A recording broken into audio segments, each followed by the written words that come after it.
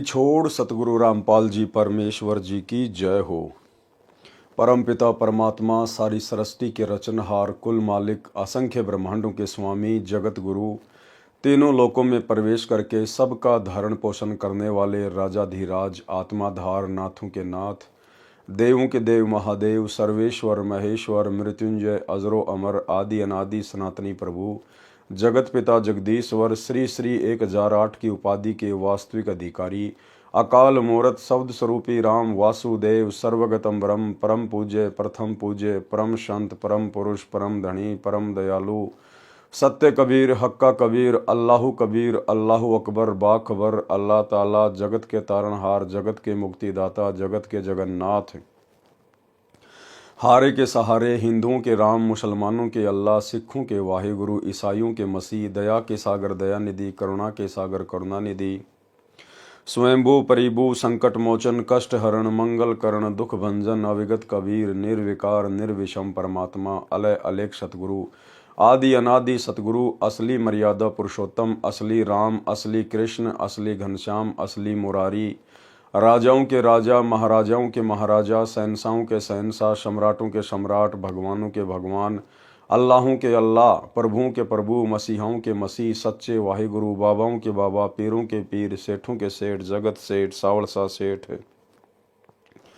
सर्वगुण संपन्न, अनंत कोटि कलाओं के स्वामी, अनंत कोटि ब्रह्मांडों के नायक, योगियों में महायोगी, ध्यानियों में महाध्यानी, सिद्धों में परम सिद्ध, ज्ञानियों में तत्व ज्ञानी, ब्रह्म ज्ञानी, महाज्ञानी, परम ज्ञानी, सर्वश्रेष्ठ ज्ञानी, विज्ञानी, युवा कबीर, समरथ कबीर, असमवात, अमित ओजा, सच्चे रहनुमा, करीम अल्लाह, सुभान अल्लाह, दुनिया के अंतिम पैगंबर, 8 सितंबर 1951 से गांव धनाना, जिला सोनीपत, हरियाणा, भारतवर्ष की पावन भूमि पे प्रकट रियल कल की भगवान श्री नारायण साकार हरि, श्री बाबा साहिब शब्द स्वरूपी राम, संत श्रोमणी सतगुरु रामपाल जी परमेश्वर जी के चरण कमल में साध संगति से जुड़े हुए देश विदेश से हम सभी सत्सेवक भाई बहनों का अनंत कोटि दंडवत प्रणाम। सत्साई भाई और बहनों, दया पूज्य गुरुदेव भगवान की, सतगुरु रामपाल जी परमेश्वर जी की, जिनके शुभ आशीर्वाद से, विशेष वीआईपी आशीर्वाद से आप और हम सभी साध संगति से जुड़े हुए सत्सेवक भाई बहन गुरुदेव भगवान के तत्व ज्ञान को आधार बनाकर उन्हीं के आशीर्वाद से दृढ़ता के साथ भक्ति मार्ग पर अपनी आत्मा के कल्याणार्थ हेतु निरंतर आगे बढ़ रहे हैं। भाई और बहनों, साध संगतियों के माध्यम से आप और हमें जो गूढ़ जानकारियां भक्ति मार्ग के विषय में प्राप्त हो रही हैं, ये गुरुदेव भगवान की आप और हमारे ऊपर एक विशेष असीम रजा है। इस रजा को, ज्ञान को आधार बनाकर साध संगति से जुड़े रहकर गुरु को परमेश्वर मानकर हम इसी प्रकार से बना कर रखें।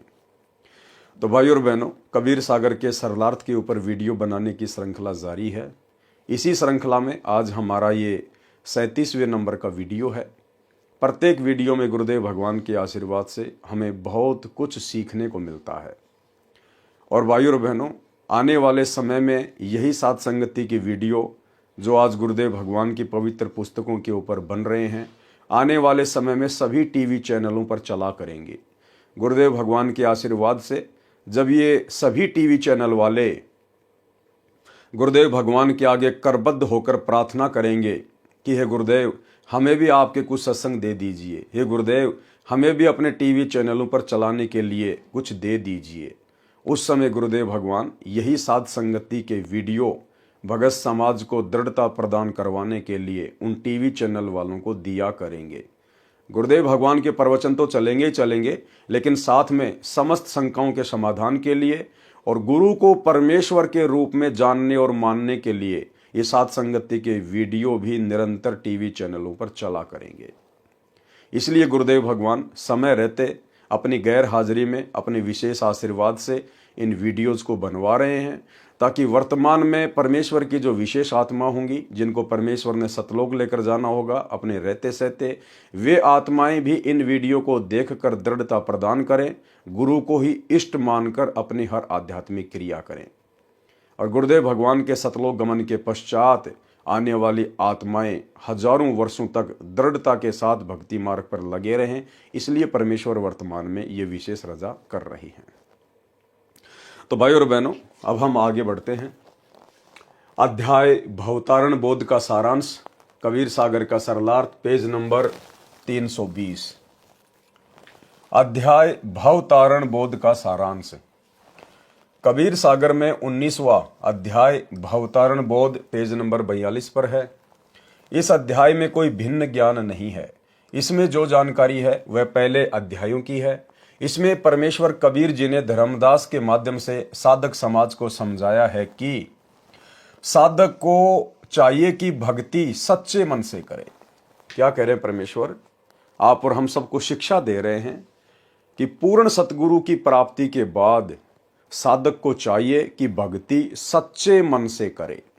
सच्चे मन से भक्ति करने का मतलब है अपने मन में, अपनी नीयत में किसी भी प्रकार का कोई खोट ना रखे। किसी भी प्रकार का अपनी नीयत में किसी भी भाई बहन के प्रति कोई खोट ना रखे। अपने मन को भटकने ना दे, ना विषय वासनाओं में, ना किसी लोभ और लालच में, ना किसी स्वार्थ में। उसको कहते हैं भक्ति सच्चे मन से करे। इसको भाव भक्ति कहा है। संत यानी अच्छी आत्माओं का सत्कार करे, भोजन पानी श्रद्धा से कराए। लेकिन भाइयों और बहनों, इनमें तो कोई भी काम इन सतलोक आश्रमों में सही प्रकार से हो ही नहीं रहा है। गुरुदेव भगवान ने जो एक सच्चे भगत के लक्षण बताए हैं कि साधक को चाहिए कि भक्ति सच्चे मन से करे, मन में कोई खोट ना रखे, कोई छल कपट ना रखे, अपनी नीयत को ना बिगाड़े, माता बहनों को बुरी नजर से ना देखे, उसको कहते हैं सच्चे मन से भक्ति करना। लेकिन अभी जो 66 नंबर की हिसार जेल से विशेष ऑडियो आई है उसमें तो गुरुदेव भगवान ने पूरा ही भांडाफोड़ कर दिया। उनकी गैर हाजिरी में जिस प्रकार से इन सभी सतलोक आश्रमों में कोऑर्डिनेटरों के द्वारा जो बकवाद की जा रही है, भक्तों के द्वारा जो बकवाद की जा रही है अपनी ही गुरु बहनों के साथ में, तो परमेश्वर ने तो उसका भांडाफोड़ कर दिया। साधक को चाहिए कि भक्ति सच्चे मन से करे, जबकि उस ऑडियो में गुरुदेव भगवान कह रहे हैं कि मेरे पास में ऐसी ऐसी शिकायत आती हैं जो नहीं आनी चाहिए। अच्छे इंसान तो जगत वाले भी ऐसा नहीं करते जो तुम भगत कर रहे हो। इन आश्रम वालों को कह रहे हैं। और फिर गुरुदेव कह रहे हैं कि मेरे पास ऐसी ऐसी शिकायत आती हैं। ये कोऑर्डिनेटर आश्रमों के भगत ये माता बहनों को भी गंदे गंदे मैसेज करते हैं, गंदे गंदे मैसेज। और ऐसे दुष्ट व्यक्ति ना तो कोऑर्डिनेटर कहलाने के अधिकारी और ना भगत कहलाने के अधिकारी। फिर आगे क्या कह रहे परमात्मा? संत यानी अच्छी आत्माओं का सत्कार करें। अच्छी आत्माओं का सत्कार करें। अच्छी आत्मा कौन होती हैं? जो पूर्ण संत से उपदेश ले लेती हैं उनको अच्छी आत्मा कहा जाता है। आत्मा तो संसार में सभी परमात्मा की है। जो लोग आन उपासना कर रहे हैं वो भी परमात्मा की आत्मा है। लेकिन अच्छी आत्मा किसे कहा है? जो सच्चे गुरु की शरण में आ जाए। तो गुरुदेव कह रहे हैं कि ऐसी आत्माओं के साथ में अच्छा व्यवहार करें, उनका सत्कार करें। लेकिन उसी 66 नंबर की ऑडियो में गुरुदेव भगवान कह रहे हैं कि ऐसी ऐसी शिकायत आई है कि ये कोऑर्डिनेटर भक्तों के साथ में धक्का मुक्की करते हैं, भक्तों को धमकाते हैं, उनको खुड़काते हैं। ऐसा उनको नहीं करना चाहिए। तो ये दोनों ही प्रकार की बातें गुरुदेव ने अपनी उस ऑडियो में कही है जो अभी आप सुनने वाले हो। यानी गुरुदेव भगवान तो कह रहे हैं कि साधक को चाहिए कि भक्ति सच्चे मन से करे, जबकि सतलोक आश्रमों में तो विषय वासनाओं की आग लगी हुई है। अरे कोऑर्डिनेटर जो संगत को हैंडल करते हैं, जब कोऑर्डिनेटर ही गुरु बहनों के साथ में गंदी हरकतें कर रहे हैं, बाकी संगत का क्या होगा? और खुद कोऑर्डिनेटर ही अच्छी आत्माओं के साथ में अच्छा व्यवहार नहीं कर रहे इन आश्रमों में भगत भाई बहनों के साथ में। गुरुदेव भगवान कह रहे हैं उनको धमकाते हैं, खुड़काते हैं, बहुत सारी शिकायतें आ रही है। ऐसा नहीं करना चाहिए उनको। ये परमात्मा के बच्चे हैं। तुम लोग मजदूर बन के सेवा करो। तुम कोऑर्डिनेटर बन गए तो कोई खुदा थोड़ी बन गए। सुनिए ऑडियो। विचार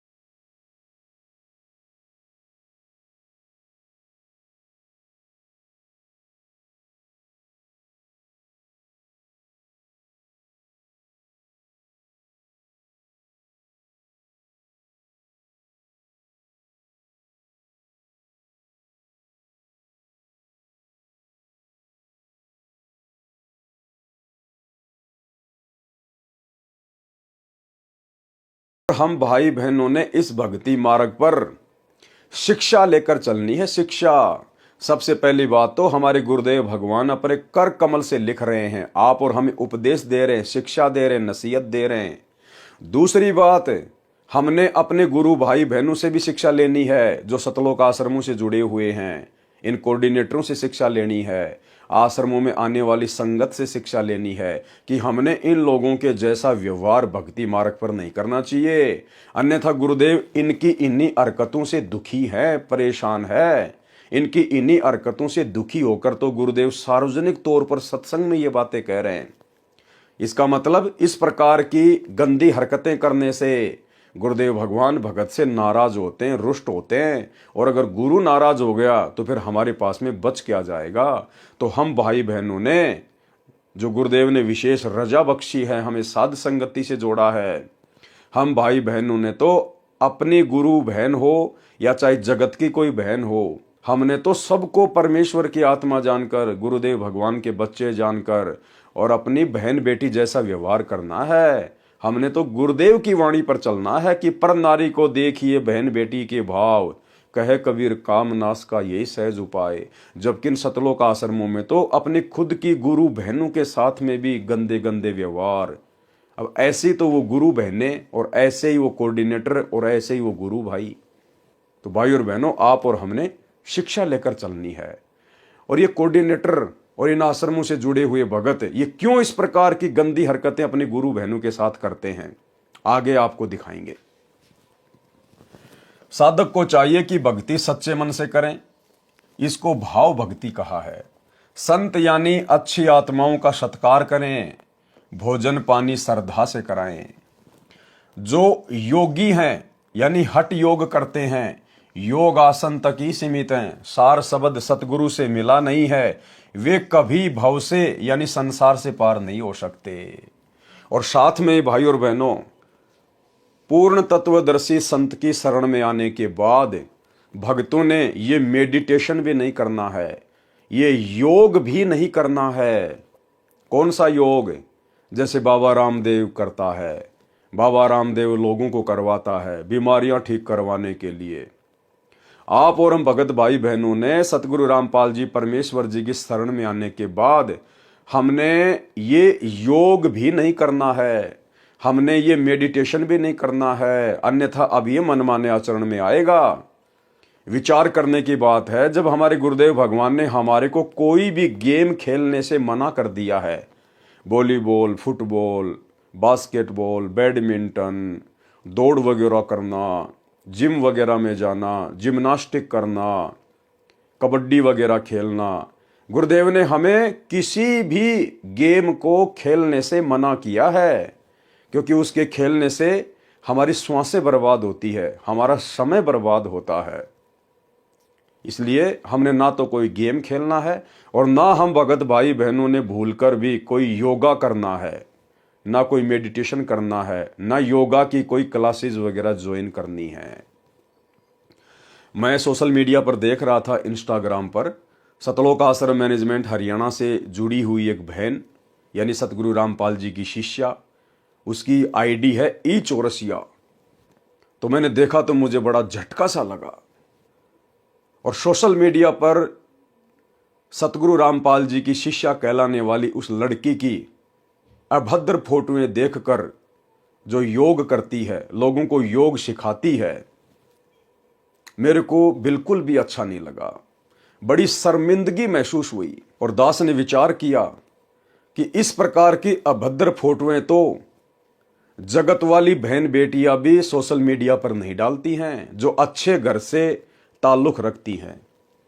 और संत रामपाल जी की शिष्या होके एक लड़की योग कर रही है, खुले में कर रही है, पार्क में कर रही है, और अभद्र तरीके से वो फोटोएं फिर सोशल मीडिया पर वायरल कर रही है। हम समाज को क्या संदेशा दे रहे हैं? हम क्या संदेशा दे रहे हैं समाज को कि सतगुरु रामपाल जी से हमने क्या सीखा है? तो ये योग वगैरह भी सतगुरु रामपाल जी परमेश्वर जी की भक्ति प्राप्त होने के बाद में ये जो है बिल्कुल भी हमने त्यागना पड़ेगा। हमने एक नेक भगत बनकर भक्ति करनी पड़ेगी। हम किस लिए योग कर रहे हैं? क्या जरूरत है हमें योग करने की? अगर हम सतगुरु की भक्ति मर्यादा में रह के कर लेंगे तो क्या परमेश्वर हमारे शरीर में किसी प्रकार की कोई तकलीफ आने देंगे? और यदि तकलीफ आ भी गई तो तकलीफ को दूर कौन करेगा? वो योग दूर करेगा या फिर हॉस्पिटल दूर करेगा? और अगर ऐसी कोई तकलीफ आ भी गई तो आप सतलोक आश्रम वाले भाई बहनों को तो दुखी होने की जरूरत है ही नहीं। आप लोगों को तो योग करने की जरूरत है ही नहीं।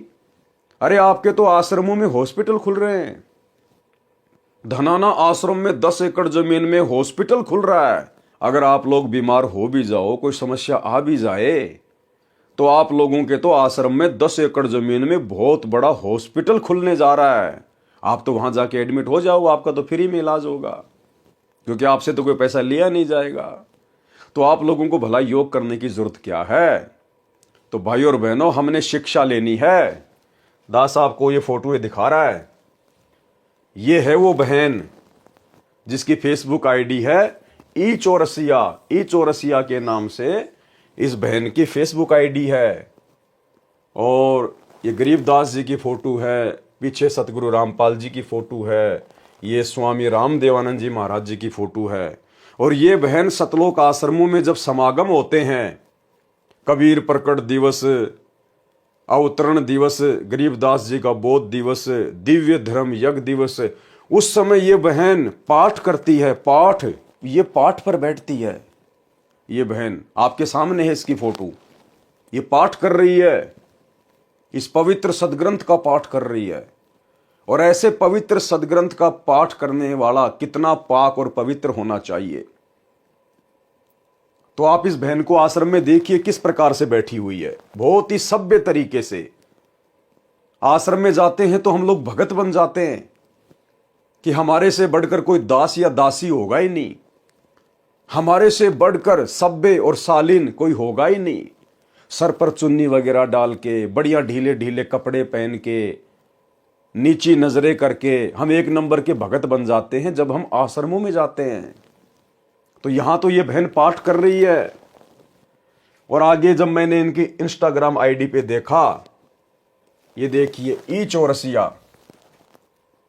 अब देखो ये बहन किस प्रकार से ये अभद्र कपड़े पहनकर, गुरुदेव भगवान ने ये टाइट कपड़े पहनने के लिए माता बहनों को बिल्कुल मना किया है। भगत भाई बहनों को भी टाइट कपड़े पहनने के लिए सबको मना किया है। अब ये बहन देखो सरेआम एक पार्क के अंदर, जहां पर सैकड़ों की संख्या में लोग घूमने के लिए आते हैं, और ये किस प्रकार से टाइट कपड़े पहनकर और किस प्रकार से ये योग कर रही है। क्या जरूरी है योग करना? आप भक्ति मार्ग में हो, आप किसी बॉलीवुड की लाइन में नहीं हो, आप किसी फिल्म इंडस्ट्री से जुड़े हुए नहीं हो। समाज में कोई भी व्यक्ति इस बहन को देखेगा तो किस प्रकार से उसके मन में उल्टे उल्टे ख्याल आएंगे। हम क्यों किसी की नीयत को बिगड़ने का मौका दें? हम क्यों किसी के मन में हमारे प्रति उल्टे उल्टे गंदे गंदे विचार लाने का मौका दें? इसीलिए गुरुदेव भगवान ने हमें मना किया है कि जो सत्संगी माता बहनें हैं, उन्होंने तो बाजू तक के ब्लाउज या अन्य कोई वस्त्र भी नहीं पहनने। अगर कोई ब्लाउज वगैरह पहनती है या जैसा भी है तो बिल्कुल कोनी से नीचे तक की उनकी बाजू होनी चाहिए। माता बहनें कोई भी अगर ऊपर कपड़ा पहनती हैं तो उसकी जो बाजुएं हैं वो आपकी जो है वो कोनी से नीचे तक होनी चाहिए और ढीली ढाली होनी चाहिए। और ये टाइटी वगैरह पहनना, जींस वगैरह पहनना, टाइट कपड़े पहनना, गुरुदेव ने माता बहनों को बिल्कुल भी अलाउ नहीं किया है। इसी प्रकार भगत भाइयों को जींस वगैरह पहनना, टाइट कपड़े पहनना बिल्कुल भी अलाउ नहीं है।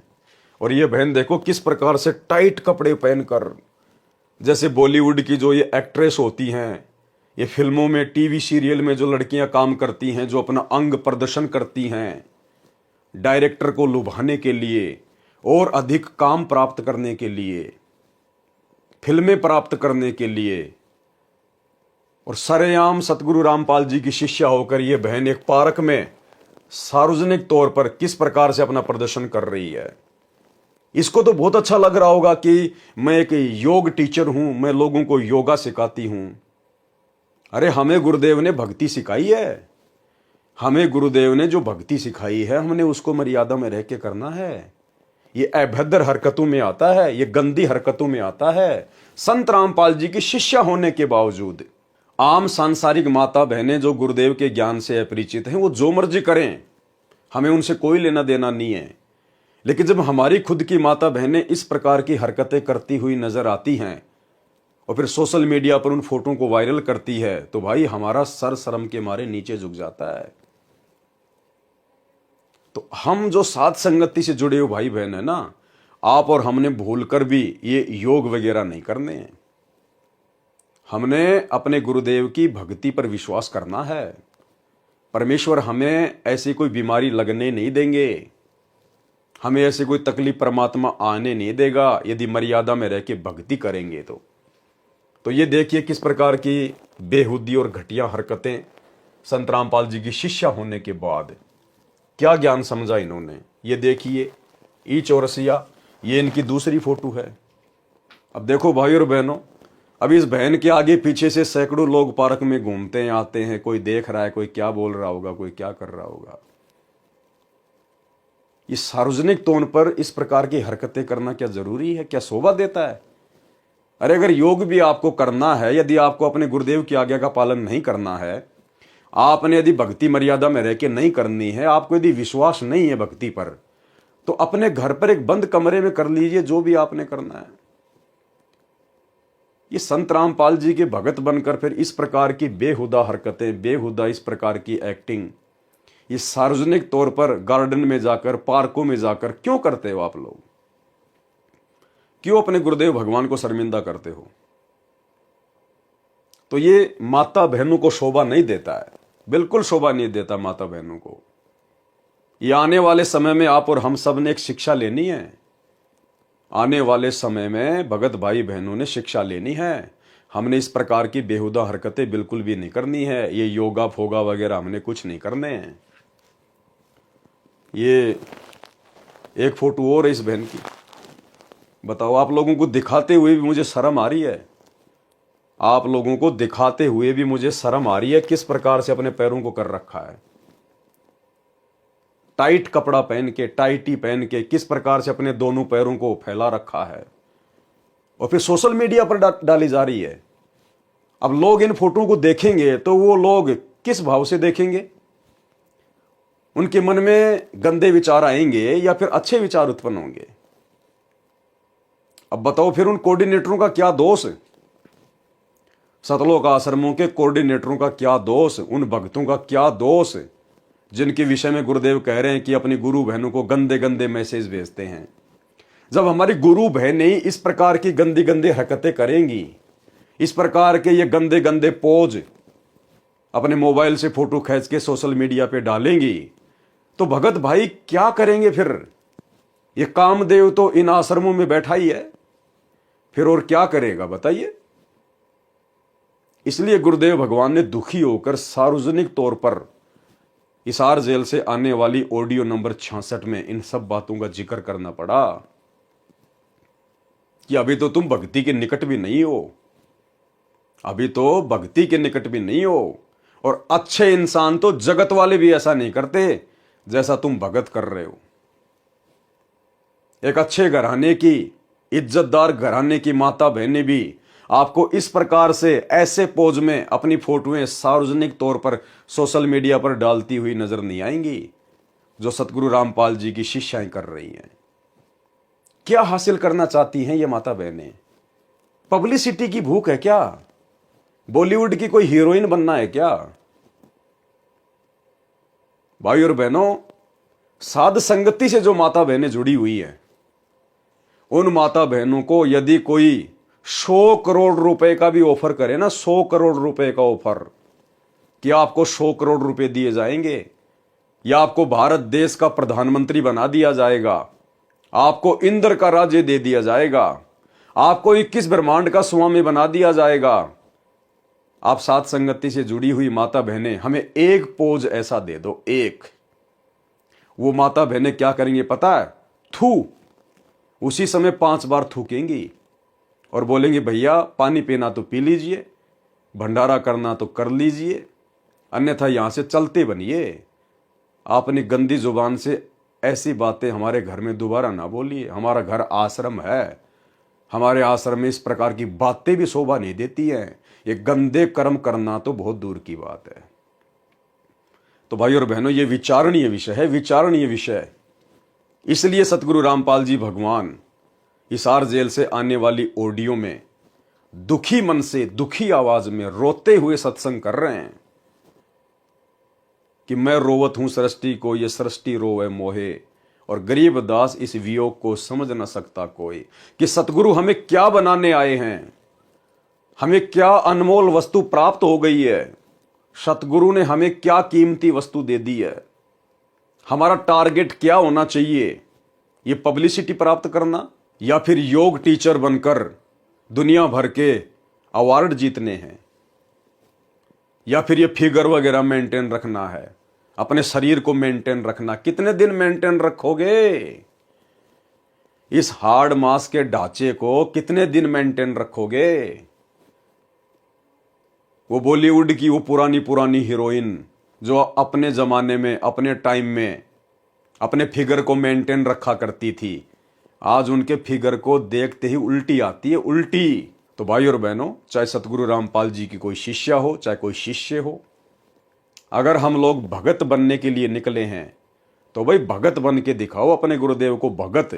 तो हम सत्सेवक भाई बहनों ने सतलोक आश्रमों से जुड़ी हुई हमारी गुरु बहनों से, हमारी माताओं से हमने शिक्षा लेनी है।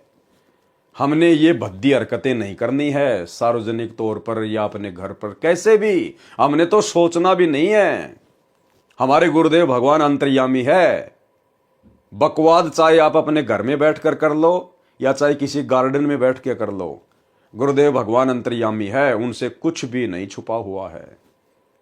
तो हम भाई बहनों ने सावधान रहना है, ये गलतियां हमने बिल्कुल भी नहीं करनी है। इसीलिए तो इन आश्रमों से जुड़े हुए भगत और कोऑर्डिनेटर ऐसी ऐसी गंदी हरकतें देखकर, ऐसे ऐसे अश्लील पोज देखकर, ये फोटोएं देखकर फिर इनका मन करता है उनके साथ में प्रेम प्रसंग की बातें करने के लिए, उनको अपनी तरफ लुभाने के लिए, क्योंकि भगत के तो कोई लक्षण इनमें दिखाई दे नहीं रहे। तो बताओ फिर कोऑर्डिनेटर कहां से भगत बन जाएंगे, वो कहां से राजा हरिश्चंद्र बन जाएंगे, जब हमारी खुद की गुरु बहनें ही मलाइका अरोड़ा बन के घूम रही हैं। भाई और बहनों, विचारणीय विषय है, विचारणीय विषय। बुद्धि बिल्कुल ऑफ कर रखी है काल भगवान ने सतलोक आश्रमों से जुड़े हुए भाई बहनों की। तो ये हम आप और हम सभी सत्सेवक भाई बहनों ने ध्यान रखना है। जो योगी हैं यानी हठ योग करते हैं, योग आसन तक ही सीमित हैं, सार शब्द सतगुरु से मिला नहीं, वे कभी भव से यानी संसार से पार नहीं हो सकते। जो दान करते हैं और सतगुरु से सच्चा भक्ति मंत्र प्राप्त नहीं है तो उनका मोक्ष नहीं है, केवल दान का फल अगले जन्म में मिल जाएगा। आवश्यक नहीं है कि वह फल मनुष्य जन्म में ही मिलेगा, वह फल कुत्ते, घोड़े, गाय, भैंस आदि के जन्म में भी मिलेगा। यदि सतगुरु से सत्य साधना प्राप्त है और भक्ति करता है, दान भी देता है, तो उसका मोक्ष हो जाता है। उसको दान का फल इसी जन्म में भी आवश्यकता अनुसार मिलता है। अब आगे की लाइन को ध्यान से पढ़ना। यदि किसी कारण से मोक्ष प्राप्त नहीं हुआ तो पुनर्जन्म मानव का मिलता है, वह दान अगले जन्म में मानव शरीर में मिलता है। विचार करना भाई और बहनों, साध संगति में कही गई प्रत्येक बातों का समर्थन आपको अब यहां गुरुदेव के कर कमल से लिखित इन पुस्तकों में मिलता चला जाएगा। दास आप सभी भाई बहनों को बार बार कहता है और जोर देकर कहता है कि भाई और बहनों, अब हमने गलतियां करने से बचना चाहिए, बल्कि हमने गलतियां करने की सोचनी भी नहीं चाहिए। जब तक सतगुरु रामपाल जी परमेश्वर जी के चरण कमल इस धरती पर हैं, तब तक ही मोक्ष के दरवाजे खुले हुए हैं। जिस दिन ये सतगुरु अपनी लीला समेट कर और इस पृथ्वी लोक से संत रूप में जो आए हुए हैं, सतगुरु रूप में जो आए हुए हैं, जिस दिन ये गवन कर गए, उसके बाद मोक्ष की उम्मीद मत करना। इसलिए परमात्मा कहते कि ये थोड़ा सा समय मिला है तुम्हें, थोड़ा सा समय, ये प्राइम टाइम, प्राइम टाइम। अब क्या कह रहे हैं परमात्मा, यदि किसी कारण से मोक्ष प्राप्त नहीं हुआ, भाई क्यों नहीं होगा मोक्ष प्राप्त? जिन भाई बहनों को यह शंका है कि ये पवन दास तो ऐसे ही अंट संट बोलता है, अरे गुरुजी ने कह रखा है ये भक्ति मार्ग हजारों साल तक चलेगा, हजारों साल तक, और 1000 साल तक आत्माएं मोक्ष प्राप्त करेंगी, मोक्ष प्राप्त करेंगी। अगर ऐसा होता, मार्ग तो हजारों साल चलेगा, और यदि मोक्ष 1000 साल होना होता तो परमात्मा यहां पर यह बात नहीं लिखते, यदि किसी कारण से मोक्ष प्राप्त नहीं हुआ तो पुनर्जन्म मानव का मिलता है, वह दान अगले जन्म में मानव शरीर में मिलता है। यदि किसी कारण से मोक्ष प्राप्त नहीं हुआ, भाई क्यों नहीं होगा? मान लीजिए आपका इस मानव जन्म में मोक्ष नहीं हुआ, तो फिर से आपको मानव जन्म मिलेगा, उसमें भी नहीं हुआ तो तीसरा जन्म भी मानव का मिलेगा, उसमें तो मोक्ष हो ही जाएगा, क्योंकि ये तो हजारों साल चलेगा परमात्मा का मार्ग, हजारों साल तक आत्माएं मोक्ष प्राप्त करेंगी। तो एक जन्म में नहीं हुआ तो दूसरे में हो जाएगा, तीसरे में हो जाएगा, चौथे में हो जाएगा, पांचवें में हो जाएगा। 1000 साल में कम से कम 100 तो मानव जन्म मिलेंगे। फिर गुरुदेव ये बात क्यों कह रहे हैं कि यदि किसी कारण से मोक्ष प्राप्त नहीं हुआ तो, अरे क्या 100 जन्म में भी मोक्ष नहीं होगा? चलो इस जन्म में आपने गलती कर दी, आपका मोक्ष नहीं हुआ, अगला जन्म फिर से आपको स्त्री या पुरुष का मिल गया, किसी भगत के घर में देगा परमात्मा, तो उस जन्म में तो हो ही जाएगा, आपको तो शुरू से ही भक्ति मिलेगी, आपके माता पिता दोनों भगत होंगे, आप तो मर्यादा में रहोगे, पूरे संसार में सतयुग जैसा माहौल हो जाएगा, हर जगह आपको भगत ही भगत दिखाई देंगे, विरोध कोई आने वाले समय में कोई जो है वो करेगा नहीं, तो मर्यादा टूटेगी नहीं, तो आपका तो दूसरे जन्म में मोक्ष निश्चित है। और दूसरे में नहीं हुआ तो तीसरे में हो जाएगा, चौथे में हो जाएगा, पांचवें में हो जाएगा। चलो बात बड़ी करते हैं, 25वें मानव जन्म में तो मोक्ष हो ही जाएगा। और जबकि ये तो सैकड़ों मानव जन्म मिलेंगे हमारे को, 1000 साल में तो सैकड़ों मानव जन्म। फिर गुरुदेव ये क्यों कह रहे हैं यदि किसी कारण से मोक्ष प्राप्त नहीं हुआ तो? ये इसलिए कह रहे हैं परमात्मा कि सतगुरु के रहते सहते ही मोक्ष के दरवाजे खुलते हैं, और जिस दिन ये सतगुरु धरती से चला जाएगा उसके बाद में मोक्ष नहीं है। एक छोटा सा वीडियो गुरुदेव भगवान का, गुरुदेव ने स्पष्ट कह दिया कि ये भक्ति मार्ग इस दास से पहले नहीं था, और इस दास के जाने के बाद ये समाप्त हो जाएगा। भाई गुरुजी के जाने के बाद में समाप्त कहां से हो जाएगा? ये तो हजारों साल चलेगा ना, तो समाप्त कैसे हो जाएगा? ये तो हजारों साल चलेगा। फिर क्यों कह रहे हैं गुरुदेव कि इस दास के जाने के बाद समाप्त हो जाएगा, और इस दास से पहले ये भक्ति मार्ग नहीं था, और इस दास के जाने के बाद ये भक्ति मार्ग समाप्त हो जाएगा, यानी मोक्ष के दरवाजे बंद हो जाएंगे। जब तक धरती पर सतगुरु है तब तक ही आप जी मोक्ष प्राप्त कर सकते हैं। सतगुरु के जाने के बाद मोक्ष प्राप्ति की उम्मीद मत करना, फिर कोई यहां मर्यादा में रहने वाला नहीं है, फिर किसी को सतगुरु का कोई भय नहीं होगा। आज मात्र 10 साल के लिए सतगुरु जेल में जाके बैठे, मात्र 10 साल के लिए 20 साल तक ज्ञान दिया, और परीक्षा लेने के लिए मात्र 10 साल से जेल में बैठे हैं। ना जाने कितनी सैकड़ों मर्यादा तोड़ दी गई है, बड़ी बड़ी गलतियां कर दी गई है बड़े बड़े भक्तों के द्वारा। स्टेडियम बनाना, हॉस्पिटल बनाना, गुंडों का समर्थन करना, 5-5 लाख रुपया राजपूत करनी सेना को चंदे के रूप में देना, आरक्षणों में भक्तों को बैठाना, बिरानी आग में झोंक देना, करोड़ों रुपया चंदे के रूप में जाट आरक्षण में देना,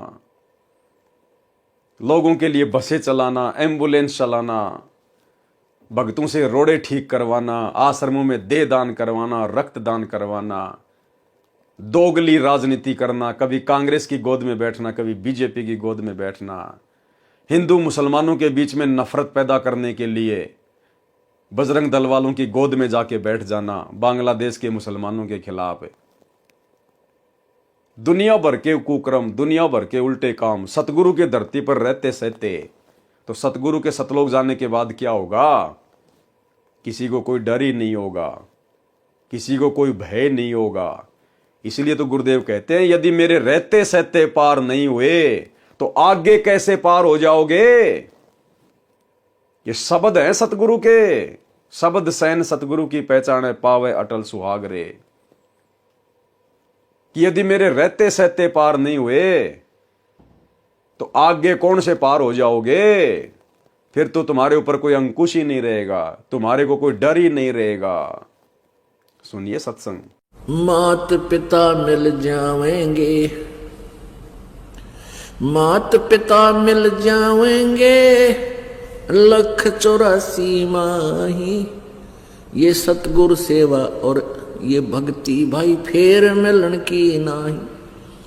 इससे पहले नहीं थी यह भक्ति और इस दास के बाद यह भक्ति समाप्त हो जाएगी। अब तो चलेगी कुछ वर्षों तक।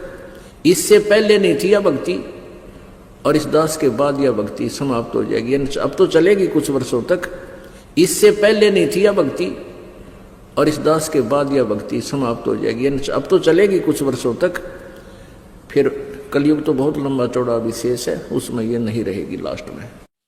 तो आ गई होगी आपकी बात समझ में क्यों सतगुरु इतना जोर लगाकर कह रहा है कि अगर तुम अब भी पार नहीं होगे मेरे रहते सहते तो मेरे जाने के बाद में कौन से पार हो जाओगे।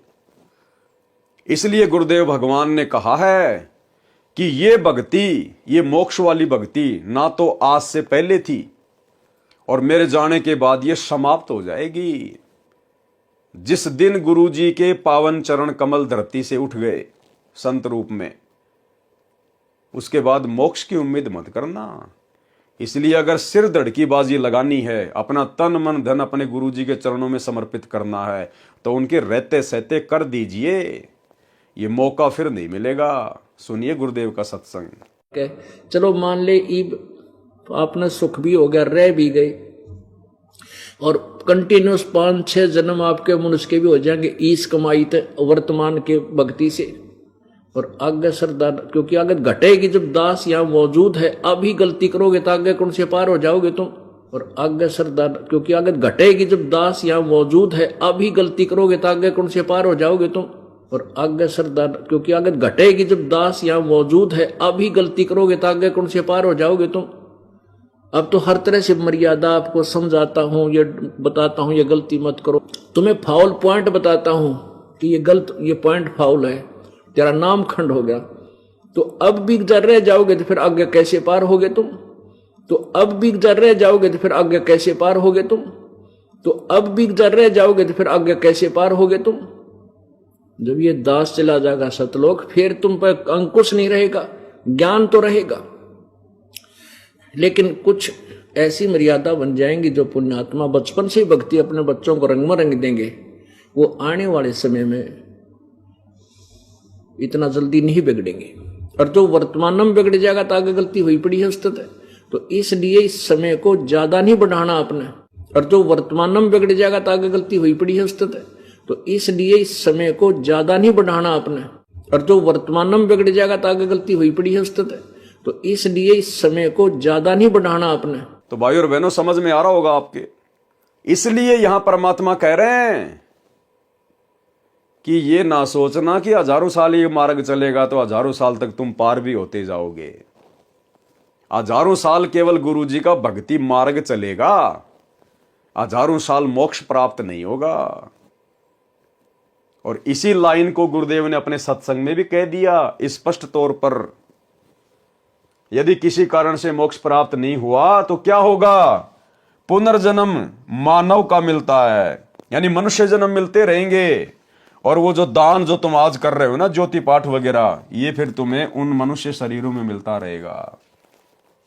एक छोटा सा सत्संग गुरुदेव का इसी टॉपिक पर कि यदि तुम रह गए, तुम पार ना हो पाए इस समय, तो तुम्हारे को मनुष्य जन्म मिलेंगे, मनुष्य जन्म। और जब तक दूसरा कलयुग नहीं आ जाएगा, जब तक दूसरे कलयुग की पिछली पीढ़ी नहीं आ जाएगी तब तक तुम्हें केवल मनुष्य जन्म मिलेंगे। गुरुदेव ने ये नहीं कहा कि अगर किसी कारण से तुम्हारा ये जन्म अगर रह गया, तुम मोक्ष प्राप्त नहीं कर पाए, तो अगले जन्म में मोक्ष हो जाएगा या उससे अगले जन्म में मोक्ष हो जाएगा। नहीं, गुरुदेव कह रहे हैं कि किसी कारण से तुम पार नहीं हो पाए तो फिर तुम्हें मनुष्य जन्म मिलते जाएंगे, सतयुग में, त्रेता में, द्वापर में। फिर जब यही समय आएगा फिर कहीं जाकर बात बनेगी।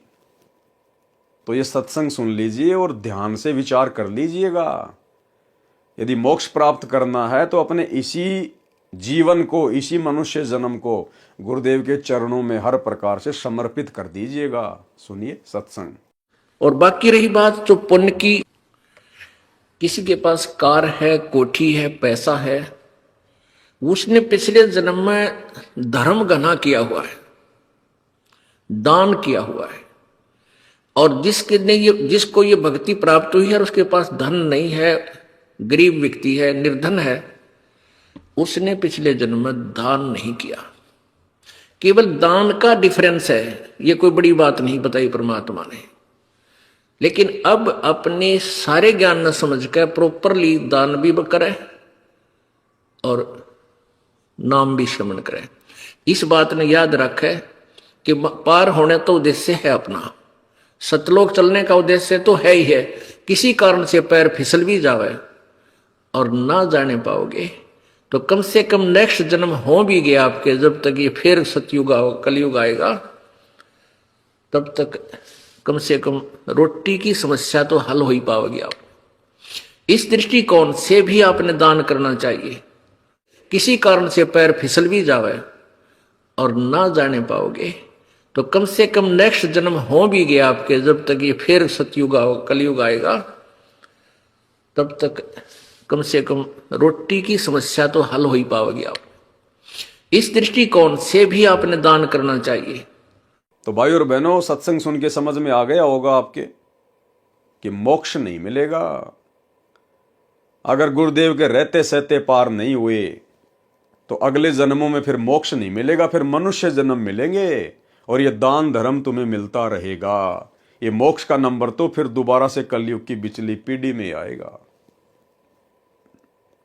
इसलिए अगर बात समझ में आई है तो भाई साथ संगति से जुड़ जाओ। साथ संगति से जुड़ने की कोई फीस नहीं है, कोई पैसा नहीं है। यहाँ तुम्हारे से ज्योति पाठ का और दान का पैसा नहीं लिया जाता। ये साथ संगति में किसी के पीले पर्चे नहीं निकाले जाते। यहाँ तो ज्ञान आधार से चर्चा होती है, भक्ति होती है, भक्ति। तो भाई और बहनों, अब आप और हमारी आंखें खुल जानी चाहिए। हमारे पास में समय ज्यादा नहीं है। जिस दिन ये परमात्मा अपनी लीला समेट के यहां से चले जाएंगे उसके बाद मोक्ष की उम्मीद मत करना। यदि किसी कारण से मोक्ष प्राप्त नहीं हुआ तो पुनर्जन्म मानव का मिलता है, वह दान अगले जन्म में मानव शरीर में मिलता है। तीर्थ के ऊपर जाकर स्नान करने का क्या लाभ हानि है वह बताया है। पाठक जन ध्यान दें कि कबीर सागर में काल प्रेरित कबीर पंथियों ने अपनी बुद्धि अनुसार वाणी मिलाई तथा काटी है। इस अध्याय में पेज 43 पर लिखी वाणियों का अर्थ है कि जो तीर्थ पर स्नान करने जाते हैं उनको सुंदर शरीर मिलता है। ये नकली कबीर पंथियों ने अपनी तरफ से लिखा है। तीर्थ पर जाने से कोई सुंदर शरीर नहीं मिलता, कोई धन की प्राप्ति नहीं होती। ये नकलियों ने काल प्रेरणा से जीव आत्माओं को भक्ति से भटकाने के लिए मिलावट की है। वो मिलावट बता रहे हैं गुरुदेव कि जो तीर्थ पर स्नान करने जाते हैं उनको सुंदर शरीर मिलता है, ऊंचे कुल में ब्राह्मण क्षत्रिय के घर में जन्म होता है। यह बिल्कुल गलत है। जैसा कि आप जी को पहले बताया है कि परमेश्वर कबीर जी ने अपनी महिमा का तथा भक्ति का यथार्थ ज्ञान संत गरीबदास जी गांव छुडानी जिला झज्जर हरियाणा प्रांत वाले को दिया है। उनका ज्ञान योग दिव्य दृष्टि खोल दी थी। तब संत गरीबदास जी ने यथार्थ ज्ञान लिखाया है। तीर्थ पर जाने वालों को क्या मिलता है। गरीब तीर्थ बाट चले जो प्राणी, सो तो जन्म जन्म उर्झानी। वो तो जन्म जन्मांतरों तक इसी प्रकार से उलझ पुलझ रहेंगे। उनका मोक्ष नहीं हो पाएगा जो तीर्थों पर जाते हैं। क्यों? जहां तीर्थ पर कर है दानम, जो तीर्थों पर जाकर दान धर्म करते हैं, ता पर जीव मरत हैं अरबानम, अरबों जीवों की हत्या होती है वहां पर। आप जिस सैकड़ों किलोमीटर जाते हो तीर्थों की यात्रा के लिए, कोई पैदल जाता है, कोई बस से, कोई ट्रेन से, कोई अपनी पर्सनल गाड़ी से, उस तीर्थ पर जाने का मान लीजिए एक फल मिलता है, और आपने उस तीर्थ पर जाते और आते समय कितने अरबों जीवों की हत्या कर दी आपने, अरबों जीवों की।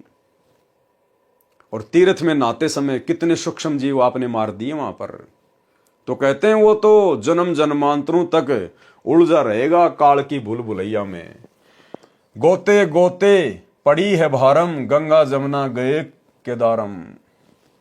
भावार्थ, जो श्रद्धालु तीर्थ स्थान के लिए जाता था वह पैदल जाता था, वर्तमान में गाड़ी से, मोटरसाइकिल से जाते हैं। रास्ते में जितने जीव यात्रा में मरते हैं वे तीर्थ यात्री के पाप कर्मों में लिखे जाते हैं। तीर्थ के अंदर जल में स्नान करने से कोई लाभ नहीं होता। यदि वहां दान करते हैं, वह दान कहीं कर लो, उसका फल अवश्य मिलता है, चाहे पशु पक्षी के जीवन में मिले। तीर्थ पर जाकर किए दान के साथ अरबों जीव मरने का पाप भी साथ लिपट गया। अब आप विचार करें कि तीर्थ स्नानार्थ जाने वालों को क्या लाभ या हानि होती है। गीता अध्याय 17 श्लोक 22 में कहा है कि कुपात्र को दिया दान लाभ के स्थान पर हानि करता है। कबीर परमेश्वर जी ने कहा है कि कबीर गुरु बिन माला फेरते, गुरु बिन देते दान, गुरु बिन दोनों निष्फल है, पूछो वेद पुराण। यानी दान केवल सुपात्र को दिया जाता है, ज्योति पाठ का पैसा केवल सुपात्र को दिया जाता है, और सुपात्र पूरी सृष्टि में केवल सतगुरु रामपाल जी हैं। इसके अलावा सब कुपात्र हैं, कुपात्र। और कुपात्र को दान धर्म का पैसा नहीं दिया जाता, ज्योति पाठ का पैसा नहीं दिया जाता है। और इन आश्रमों में जाकर आप भाई बहनों ने गुरुदेव के बेटा बेटियों को, इन कोऑर्डिनेटरों को, आश्रम संचालकों को, क्योंकि आपका दान बाद में इन्हीं के हाथों में तो जाता है, आप तो दान पेटी में डाल देते हो, लेकिन फिर वो पैसा जाता किसके हाथ में है? गुरुदेव के परिवार के हाथ में, कोऑर्डिनेटरों के हाथ में, आश्रम संचालकों के हाथ में। और आपके दान का फिर आप ही की आंखों के सामने सरेआम दुरुपयोग किया जा रहा है, क्योंकि ये कुपात्र है, ये काल प्रेरित हैं। काल इनसे आपके दान का दुरुपयोग ही करवाएगा। और आपका दान फिर कहां कहां लगाया जा रहा है? 10 एकड़ जमीन में हॉस्पिटल बनाया जा रहा है। क्या आवश्यकता है आश्रम में हॉस्पिटल बनाने की? अगर आप लोगों को बीमार होने का इतना डर है तो दुनिया भर के हॉस्पिटल है, कहीं भी अपना इलाज करवा लो। आश्रम में हॉस्पिटल खोल के भक्तों का करोड़ों रुपया बर्बाद करवाने की क्या जरूरत है? मात्र धनाना गांव में अपना आश्रम चलाने के लिए कि गांव वाले हमारा विरोध ना करें, धनाना गांव के बच्चों के लिए 1 करोड़ रुपए की लागत का बैडमिंटन का स्टेडियम बना दिया गया, जबकि गुरुदेव तो ताश खेलने के लिए भी मना करते हैं, सहयोग के लिए भी मना करते हैं। आपकी आंखों के सामने ये कुपात्र आपके दान धर्म का, ज्योति पाठ के पैसों का नाजायज प्रयोग कर रहे हैं। गुंडों की सीबीआई जांच के लिए 5 लाख रुपए दे दिए गए राजपूत करणी सेना को, राजस्थान के अजमेर की रैली में। जाट आरक्षण में 2-3% आरक्षण के लिए सरकार के साथ में हरियाणा के जाट लड़ाई कर रहे थे। अरे हमने बिरानी आग में जाकर कूदने की क्या आवश्यकता थी भाई? हम भगत हैं, हमने तो सतलोक में चाहिए आरक्षण, सतलोक में। और सतलोक में आरक्षण प्राप्त करने के लिए, जगह प्राप्त करने के लिए हमने धरने देने की जरूरत नहीं है, रैलियां निकालने की जरूरत नहीं है। हमारा बाप जगत सेठ है सतगुरु रामपाल जी, उसके पास कोई कमी नहीं है, कितना ही प्रतिशत आरक्षण ले लो। लेकिन उन जाटों के कहने पर और सतलोक आश्रम मैनेजमेंट हरियाणा ने, इन कोऑर्डिनेटरों ने लाखों की संख्या में भक्तों पर जाट आरक्षण में धरनों पर बैठा दिया। और कभी 11 लाख, कभी 5 लाख रुपए जाट आरक्षण संघर्ष समिति वालों को चंदे के रूप में दिए जा रहे हैं। अब वो जाट क्या करेंगे? वो हुक्का पाड़, वो नशेड़ी, वो राजनीति करने वाले लोग क्या करेंगे आपके दान धर्म का? इसलिए परमात्मा मना करते हैं कि कुपात्र को दान नहीं करना चाहिए, कुपात्र को दान नहीं करना चाहिए। एक कथा है छोटी सी द्रौपदी की, लेकिन शिक्षा बहुत गहरी है। परमात्मा ने बताया कि जब द्रौपदी अपने पिता राजा द्रुपद के घर पर थी, जब वो अनमैरिड थी, वो जनाना घाट पर अपनी सहेलियों के साथ में नहाने के लिए जाया करती थी। पूर्ण परमेश्वर को पता था, क्योंकि द्रौपदी किसी जन्म में उनकी आत्मा थी, उनकी शरण में थी। मालिक को पता था कि इस प्यारी आत्मा की शादी होने के बाद में इसके जीवन में एक ऐसी घटना घटेगी, इसको बेइज्जत किया जाएगा, इसको भरी सभा में नंगा किया जाएगा, चीरहरण होगा। इसलिए परमेश्वर ने पहले ही उससे दान लेना चाहा, कपड़े का।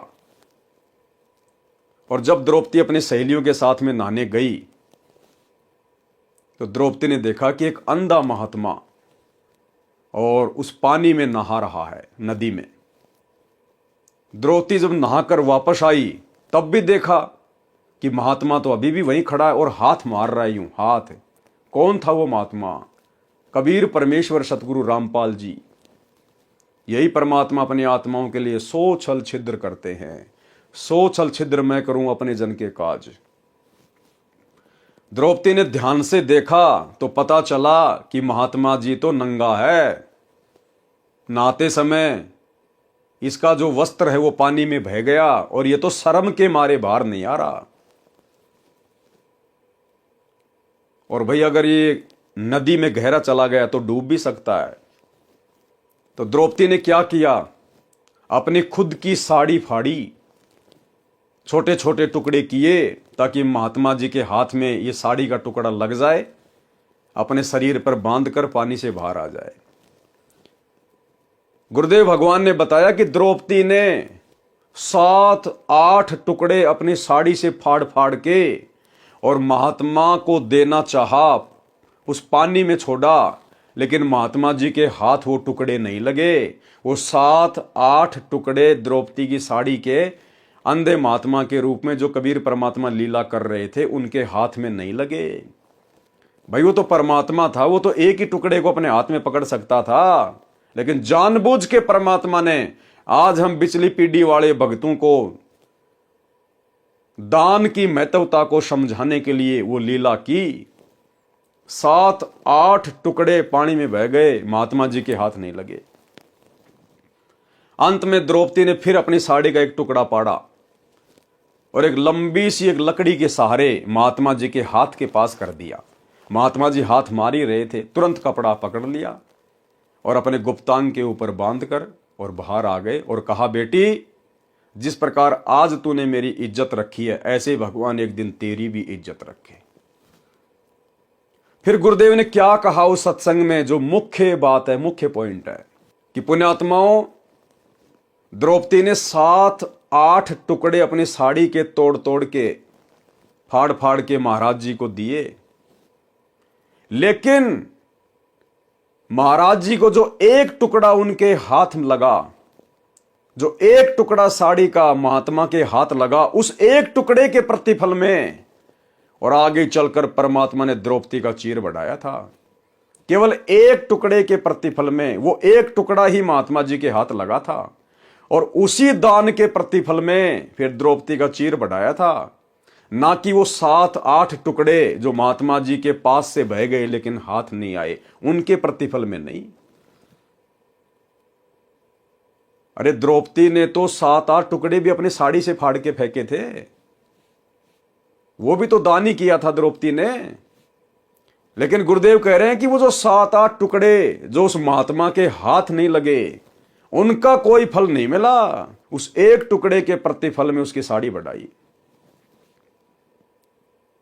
पहले आप ये सत्संग सुन लीजिए भाई और बहनों, सुनिए। धर्म बिना धापे नहीं ये प्राणी प्रपंच, आस बिरानी क्यों करत न दिया हो तो संच। यदि पहले दान किया तो आज मिलेगा, अन्यथा तो सिर पटक ले, चाहे कितने किसी प्रकार की तू अन्य साधना कर ले। हाँ, ये मान लीजिए तेरे भाग्य में नहीं है, पूर्व में दान नहीं कर पाया, तो अब आपको तरीका बताया जा रहा है, ऐसे कीजिए। प्रमाण है कि जैसे द्रौपदी ने उसी जन्म में एक अंधे महात्मा को एक बिल्हाता अर्थात 8-9 इंच का एक कपड़ा लंगोट टाइप, कोपीन टाइप बनाकर पाड़ कर दिया था। यानी वैसे तो उसने लगभग सारी साड़ी पाड़ पाड़ कर डाल दी थी नदी में, अंधा महात्मा था, हाथ नहीं लग गया, वह एक लकड़ी का लपेट कर उसके हाथ का लगा दिया। अर्थात उस इतने के कपड़े का दान का इसी जन्म में भी परमात्मा ने उसको लाभ दे दिया। यानी वैसे तो उसने लगभग सारी साड़ी पाड़ पाड़ कर डाल दी थी नदी में, अंधा महात्मा था, हाथ नहीं लग गया, वह एक लकड़ी का लपेट कर उसके हाथ का लगा दिया। अर्थात उस इतने के कपड़े का दान का इसी जन्म में भी परमात्मा ने उसको लाभ दे दिया, क्योंकि वो सुपात्र को दान किया गया था। वो परमात्मा कहता है कि जो जन मेरी शरण है ताका हूं मैं दास, गेल गेल ला गया फिरूं जब तक धरती आकाश। तो भाई और बहनों, सत्संग आपने सुन लिया। केवल उस एक साड़ी के टुकड़े के प्रतिफल में ही परमात्मा ने द्रौपदी का चीर बढ़ाया। बाकी जो 7-8 साड़ी के टुकड़े थे जो महात्मा जी के हाथ नहीं लगे, उनके प्रतिफल में नहीं। तो विचार करो, जो भाई बहन इन आश्रमों में जाकर इन कुपात्रों को ज्योति पाठ और दान का पैसा दे रहे हैं, इनको क्या मिलेगा? आपके पूज्य गुरुदेव भगवान तो हिसार जेल में बैठे हैं, परीक्षा का समय, और उनको तो 2 टाइम का खाना सरकार दे रही है, 2 जोड़ी कपड़े शरीर पर पहनने के लिए उनको सरकार दे रही है, छोटी मोटी जो भी सुविधा है उनको सरकार दे रही है। ये तुम्हारे दान धर्म का अरबों खरबों रुपया कहां जा रहा है? तुम्हारे गुरु के तो तुम्हारा 1 रुपया भी हाथ नहीं लग रहा, क्योंकि तुमने तो इन कुपात्रों को दिया है सारा का सारा दान धर्म, अपने गुरु को तो दिया ही नहीं। तुम्हारे गुरु के हाथ तो तुम्हारा दान लगा ही नहीं। अरे तुम्हारा वर्तमान में 2014 बरवाला कांड के बाद से ज्योति पाठ और दान का पैसा तो द्रौपदी के उन साड़ी के टुकड़ों की तरह महात्मा जी के पास से होके गुजर रहे हैं, महात्मा जी के हाथ नहीं लग रहे। तुम्हें क्या मिलेगा? वो सत्संग हमें शिक्षा देता है, जो साड़ी का टुकड़ा महात्मा के हाथ लगा उसी के प्रतिफल में महात्मा जी ने द्रौपदी का चीर बढ़ाया। तो आप भाई बहनों का वर्तमान में जो दान धर्म है, ज्योति पाठ का पैसा है, 10वें अंश का पैसा है, आप किसके हाथों में दे रहे हो? दान गुरु के हाथ में दिया जाता है या अपने गुरु भाइयों के हाथ में दिया जाता है? दान गुरु के हाथ में देने से सफल होता है या गुरु भाइयों के हाथों में देने से? गुरु बिन माला फेरते, गुरु बिन देते दान, गुरु बिन दोनों निष्फल है, चाहे पूछो वेद पुराण। चलो आपने दे दिया, उसके बाद कम से कम ये तो देखो अब तुम्हारे दान का क्या किया जा रहा है, दुरुपयोग। तुम्हारी आंखों के सामने उसी आश्रम में हॉस्पिटल बनाया जा रहा है, तुम्हारी आंखों के सामने उसी धनाना गांव में 1 करोड़ रुपए का बैडमिंटन का स्टेडियम बना दिया गया, तुम्हारे गुरुदेव की मर्यादाओं की धज्जियां उड़ा दी गई। कौन उड़वा रहा है? तुम लोग। ये दान धर्म का पैसा देके इनको पात्रों को तुम लोग अपने गुरुजी की मर्यादाओं की धज्जियां उड़ा रहे हो। अगर तुम इनको पात्रों का सहयोग ना करो आर्थिक रूप से या शारीरिक रूप से, तो ये बकवाद कहां से करेंगे? गुरुदेव के परिवार को, इन कोऑर्डिनेटरों को बकवाद करने के लिए सहयोग कौन कर रहा है? संगत, राजनीति की जा रही है आप लोगों के सहयोग से। राजनेताओं की रैलियों में कौन जाता है एक पीले पर्चे का आदेश सुनकर? कोऑर्डिनेटरों के आदेश से राजनीतियों में कौन जाता है? नेताओं की रैलियों में धक्के कौन खाते हैं? आप संगत वाले, आप लोग सहयोग कर रहे हो, आप दोषी बन रहे हो। तो भाई और बहनों, इसलिए ये दास बार बार कहता है कि जितना संघर्ष और प्रयास सतगुरुदेव भगवान हमें अपने धरती पर रहते सहते सतलोक ले चलने के लिए कर रहे हैं, उससे कहीं ज्यादा प्रयास ये काल हम आत्माओं को सतगुरु के रहते सहते सतलोक जाने से रोकने के लिए कर रहा है। और ये 2014 बरवाला कांड के बाद ये परीक्षा चल रही है। वो समर्थ हिसार जेल में बैठ के यही सब कुछ देख रहा है कि कौन किस लायक है, किसने क्या सीखा है। अगर यूं भेड़ चाल में चलना था तो फिर सच्चे गुरु की शरण में आकर तत्व ज्ञान लेने की आवश्यकता क्या थी? अरे ऐसी भेड़ चाल में तो नकली संतों के शिष्य भी नहीं चलते। वो भी सोच समझकर दान धर्म करते कि हमारे दान धर्म का कहां उपयोग हो रहा है। और आप लोगों को तो गुरुदेव ने 4-4 आंखें दे रखी हैं, 2 तो ये चरम दृष्टि वाली और 2 हृदय की आंखें, आत्मा की आंखें, ज्ञान वाली आंखें, तत्व ज्ञान वाली आंखें। फिर भी आप लोग अंधे बने बैठे हो। भाई परिणाम भोगने पड़ेंगे। गीता अध्याय 17 श्लोक 22 में कहा है कि कुपात्र को दिया दान लाभ के स्थान पर हानि करता है। कबीर परमेश्वर जी ने कहा है कि कबीर गुरु बिन माला फेरते, गुरु बिन देते दान, गुरु बिन दोनों निष्फल है, पूछो वेद पुराण। इंद्रियों को हट करके साधते हैं, वह विरत प्रयत्न है। नाम साधना करने से इंद्रियों पर अपने आप आवश्यक संयम हो जाता है। व्रत करने से आध्यात्मिक कुछ भी लाभ नहीं है। गीता अध्याय 6 श्लोक 16 में कहा है कि हे अर्जुन, ये योग यानी भक्ति न तो बिल्कुल न खाने वाले की यानी व्रत रखने वाले की सफल होती है, और न अधिक खाने वाले की, न अधिक सोने वाले की, न बिल्कुल ना सोने वाले की सफल होती है। सूक्ष्म भेद यानी कबीर परमेश्वर जी की वाणी में कहा है कि गरीबदास जी ने कहा है कि मुझे मेरे सतगुरु कबीर जी ने बताया है कि गरीब प्रथम अंजल संयम राखै, योग युगत सब सतगुरु वाखै। यानी भगत को खाने के ऊपर संयम रखना चाहिए। भगत ने इतना भी नहीं खाना चाहिए कि भक्ति बने ना, नींद आने लग जाए, शरीर टूटने लग जाए, और इतना थोड़ा भी नहीं खाना चाहिए कि बार बार भोजन याद आए, बार बार भोजन याद आए। तो गुरुदेव भगवान कहते प्रथम अंजल संयम राखे। हम भगत भाई बहनों ने, हमें जो भंडारा मिलता है अपने घर पर या कहीं पर भी, हमने संयमित होकर खाना है। भोजन ज़्यादा स्वादिष्ट है या कोई मिठाई वगैरह है या अन्य कोई वस्तु है जिसमें आनंद आ रहा खाने में, तो ये नहीं कि खाए जाओ खाए जाओ खाए जाओ। परमात्मा कहते हैं प्रथम अंजल संयम राखै। आपने संयमित रहना है, संयमित। भक्ति को अधिक महत्व देना है। गरीब प्रथम अंजल संयम राखै, योग युगत सब सतगुरु बाखै। भावार्थ, अन्न तथा जल को सीमित खावें, न अधिक और न कम। ये भक्ति की विधि मेरे सतगुरु बताते हैं। तीनों देवताओं तथा ब्रह्म साधना का फल। यदि आप विष्णु जी की भक्ति करते हो और उसी को कर्ता मानते हो तो आप विष्णु विष्णु का नाम जाप करके विष्णु जी के लोक में चले जाओगे। अपना पुण्य समाप्त करके फिर पृथ्वी पर जन्म पाओगे।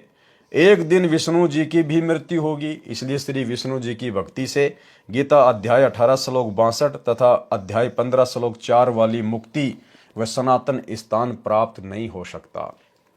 कबीर हरि नाम विष्णु का होई, विष्णु विष्णु जपे जो कोई। जो विष्णु को कर्ता बतलावे, कहो जीव कैसे मुक्ति फल पावे। बहुत प्रीति से विष्णु ध्यावे, सो जीव विष्णुपुरी में जावे। विष्णुपुरी में निर्भय नाही, फिर के डार दे भूमाही। जब मरे विष्णु मुरारी, कहाँ रहेंगे विष्णु के पुजारी। ये फल विष्णु भक्ति का भाई, सतगुरु मिले तो मुक्ति पाई। इसी प्रकार ब्रह्मा जी का पुजारी ब्रह्मा जी के लोक में ब्रह्मपुरी में, तथा शिव जी का पुजारी शिव लोक में, तथा ब्रह्म यानी काल का पुजारी ब्रह्म लोक में जाता है। गीता अध्याय 8 श्लोक 16 में स्पष्ट किया है कि ब्रह्म लोक पर्यंत सब लोकों में गए साधक जन्म मरण में रहते हैं। वे पुनः लौटकर पृथ्वी के ऊपर आते हैं।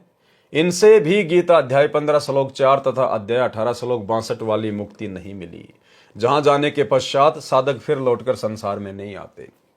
सनातन परम धाम तथा परम शांति प्राप्त होगी। परम शांति उसी को प्राप्त होती है जिसका फिर जन्म कभी न हो, सदा युवा बना रहे, कभी मृत्यु न हो। सब सुर यानी देवता तथा ऋषि मुनि उपरोक्त प्रभुओं की पूजा सेवा करते हैं, इसलिए उनको मोक्ष प्राप्त नहीं होता। ध्रुव प्रहलाद ने भी विष्णु की भक्ति की, उनका भी जन्म मरण रहेगा। 4 मुक्तियों की जानकारी बताई है। क्या कह रहे हैं भाई और बहनों, ध्रुव प्रहलाद ने भी विष्णु की भक्ति की, उनका भी जन्म मरण रहेगा। ध्रुव और प्रहलाद। आज गुरुदेव भगवान हमें उन आत्माओं के उदाहरण देते हैं भक्ति मार्ग पर दृढ़ता के लिए। और भाई और बहनों, वो ध्रुव प्रहलाद भी जन्म मरण में रहेंगे, जन्म मरण में। इस पिछली पीढ़ी में उनका भी उद्धार नहीं है, उनका भी मोक्ष नहीं है। इसलिए गुरुदेव भगवान कहते हैं कि तुम कितनी पुण्य आत्माओं हो, तुम्हारी महिमा मैं भी नहीं कर सकता। ब्रह्मा विष्णु महेश भी तुम्हारे नाखून के बराबर नहीं है भक्ति और पुण्य के मामले में, क्योंकि आप और हम भाई बहन ये सारे दुख, ये सारे जन्म, ये सारे संकट, सारी प्रोसीजर को पार कर चुके हैं। आप और हमारा पूर्ण मोक्ष प्राप्ति वाली लाइन में नंबर है। और यदि इस जन्म को हमने बर्बाद कर दिया, गुरु के रहते सहते यदि हम पार नहीं हो पाए, और पार क्यों नहीं हो पाएंगे? अपनी कमजोरी से नहीं हो पाएंगे। बाकी गुरुदेव ने तो कोई कमजोरी छोड़ी नहीं है, कोई कमी छोड़ी नहीं है। हर प्रकार से परमात्मा ने मोक्ष के प्राइम टाइम में लाके खड़ा कर दिया है। लोहा गर्म है बिल्कुल, सिर्फ चोट मारने की कमी है। तो भाई और बहनों, आप और हम क्या हैं? जिस ध्रुव प्रहलाद के दुनिया किस्से कहानियां गाती हैं, जिनकी चर्चा है बच्चे बच्चे की जुबान पर, जिनका नाम है, जिनके इतिहास हैं, भाई और बहनों, आज वो भी इस मोक्ष प्राप्ति की लाइन में नहीं है। उनका भी इतना सौभाग्य नहीं है जो आप और हमारा है। उस परमेश्वर के लिए, सतगुरु रामपाल जी भगवान के लिए ध्रुव प्रहलाद भी इतनी प्यारी आत्मा नहीं है जितनी आप और हम हैं। और उसके बावजूद हमें गुरुदेव ने साध संगति से जोड़ दिया, मोक्ष प्राप्ति के ट्रेनिंग सेंटर से जोड़ दिया। अगर इस समय भी हम कोई गलती कर जाएंगे, अपनी कोई कमजोरी दिखा देंगे, तो भाई और बहनों, फिर परमेश्वर हमसे कितने नाराज होंगे। और फिर कहते हैं, जानबूझ सांची तजे करे झूठ से ने, जाकी संगत है प्रभु शौपन में भी ना दे। फिर ये परमात्मा लंबे समय तक नहीं संभालेगा, लंबे समय तक। इसलिए गुरुदेव भगवान की इस रजा को हमने समझना होगा। ध्रुव प्रहलाद ने भी विष्णु की भक्ति की, उनका भी जन्म मरण रहेगा। 4 मुक्तियों की जानकारी बताई है। नंबर 1 सामीप्य, नंबर 2 सायुज्य, नंबर 3 सारूप्य, नंबर 4 सालोक्या। ये चारों मुक्तियों को प्राप्त भी जन्म मरण में रहते हैं। और 5वीं मुक्ति है सतलोक वाली मुक्ति, सतलोक वाली मुक्ति। इंद्र का शासनकाल 72 चतुर्युग का होता है। उपरोक्त विवरण 42 से 52 तक का है। उसके पश्चात देवताओं का राजा इंद्र भी मृत्यु को प्राप्त होकर पृथ्वी पर गधे का शरीर धारण करता है। इसलिए परमात्मा आप और हमारी आस्था यहां से हटाना चाहते हैं कि अगर तुम इस पिछली पीढ़ी में रह गए, फिर वो इंद्र तुम ही बनोगे। ब्रह्मा विष्णु महेश की लाइन में काल तुम्हें खड़ा करेगा। 88,000 ऋषि, गोरखनाथ, मच्छंद्रनाथ जैसे ये काल फिर तुम्हें बनाएगा। तो इस समय यदि हम रह गए, फिर क्या होगा? अगर बन गए देवताओं के राजा इंद्र, फिर क्या होगा? अपनी सारी भक्ति कमाई बर्बाद करेंगे और फिर गधे से हमारा जीवन शुरू होगा, गधे से। आज हम मनुष्य शरीर में हैं, हम विचार कर सकते हैं गधे का जीवन और एक इंसान का जीवन।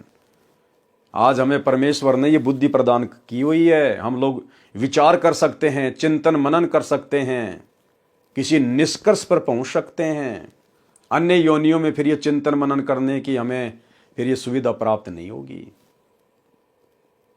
इसलिए परमात्मा कहते हैं, मानुष जन्म पाई कर खोवे और सतगुरु विमुखा फिर युग युग रोवे। इंद्र का शासनकाल 72 चतुर्युग का होता है। उपरोक्त विवरण पृष्ठ 42 से 52 तक का है। उसके पश्चात देवताओं का राजा इंद्र भी मृत्यु को प्राप्त होकर पृथ्वी पर गधे का शरीर धारण करता है। एक हरि की भक्ति बिन राजा गधा होए, माटी लदे कुम्हार की घास न डाले कोई। तो ये देवताओं का राजा भी फिर गधा बनेगा। पृष्ठ 53 पर लिखा है अनाम अक्षर के माही, नी अक्षर कोई जानत नाही। भावार्थ, अनाम कहा जाने वाला सार शब्द अक्षर में है, परंतु वह वेदों, गीता, पुराण में लिखे अक्षर ज्ञान में नहीं है, इसलिए नी अक्षर कहा जाता है। भवतारण बोध पृष्ठ 54 पर धर्मदास जी ने कहा कि मैंने सत्य कबीर नाम आपका जाना। आपने कबीर नाम किस लिए रखा? भवतारण बोध 55 पर परमेश्वर कबीर जी ने उत्तर दिया, कबीर दे नहीं और दर्शय देही, रहे सदा जहां पुरुष विदेही। आदि पुरुष नी अक्षर जाना, देई धर्म प्रकट आना। भावार्थ है कि जैसे नी अक्षर कहा है वह अक्षर है परंतु निराला है, वह वेदों गीता पुराणों में नहीं है, इसलिए नी अक्षर कहा है। उसी प्रकार मेरी देही यानी शरीर विचित्र है, अन्य किसी देव तथा मानव का नहीं, इसलिए विदेही कहा जाता है। इसी प्रकार कबीर का नाम समझ। 4 युगों में प्रकट होने का वर्णन है। परमात्मा का सतयुग में सत सुकृत नाम रहा है, त्रेता युग में मुनिंदर, द्वापर में करुणामय और कलयुग में कबीर नाम होता है। ऋषि मुनि और असंख्यन वैसा, सत्य ठोर सपने नहीं देखा। ऋषि मुनि तथा अन्य जितने बेसदारी पंथ हैं, किसी ने भी सत्य ठोर यानी सतलोक के दर्शन सौपन में भी नहीं हुए हैं, अर्थात इनको मुक्ति प्राप्त नहीं हुई। भवतारण बोध के पृष्ठ 56 पर विशेष ज्ञान नहीं है, सामान्य ज्ञान है। भवतारण बोध पृष्ठ 57 का सारांश। इसमें 8 कमलों तक का ज्ञान है। प्रथम कमल मूल कमल गुदा द्वार के पास है, ये 4 पंखड़ियों का कमल है, देवता गणेश है। नंबर 2 अनाहत यानी स्वाद कमल, मूल कमल से ऊपर है, 6 पंखड़ियों का कमल है, सावित्री ब्रह्मा इसके देव हैं। नंबर 3 नाभि कमल, ये नाभि के सामने रीढ़ की हड्डी पर बना है, 8 पंखड़ियों का कमल है, लक्ष्मी तथा विष्णु जी देवता हैं। 4 हृदय कमल, ये सीने के दोनों स्तनों के मध्य में रीढ़ की हड्डी के ऊपर है, ये 12 पंखड़ियों का कमल है, पार्वती और शिव इसके देव हैं।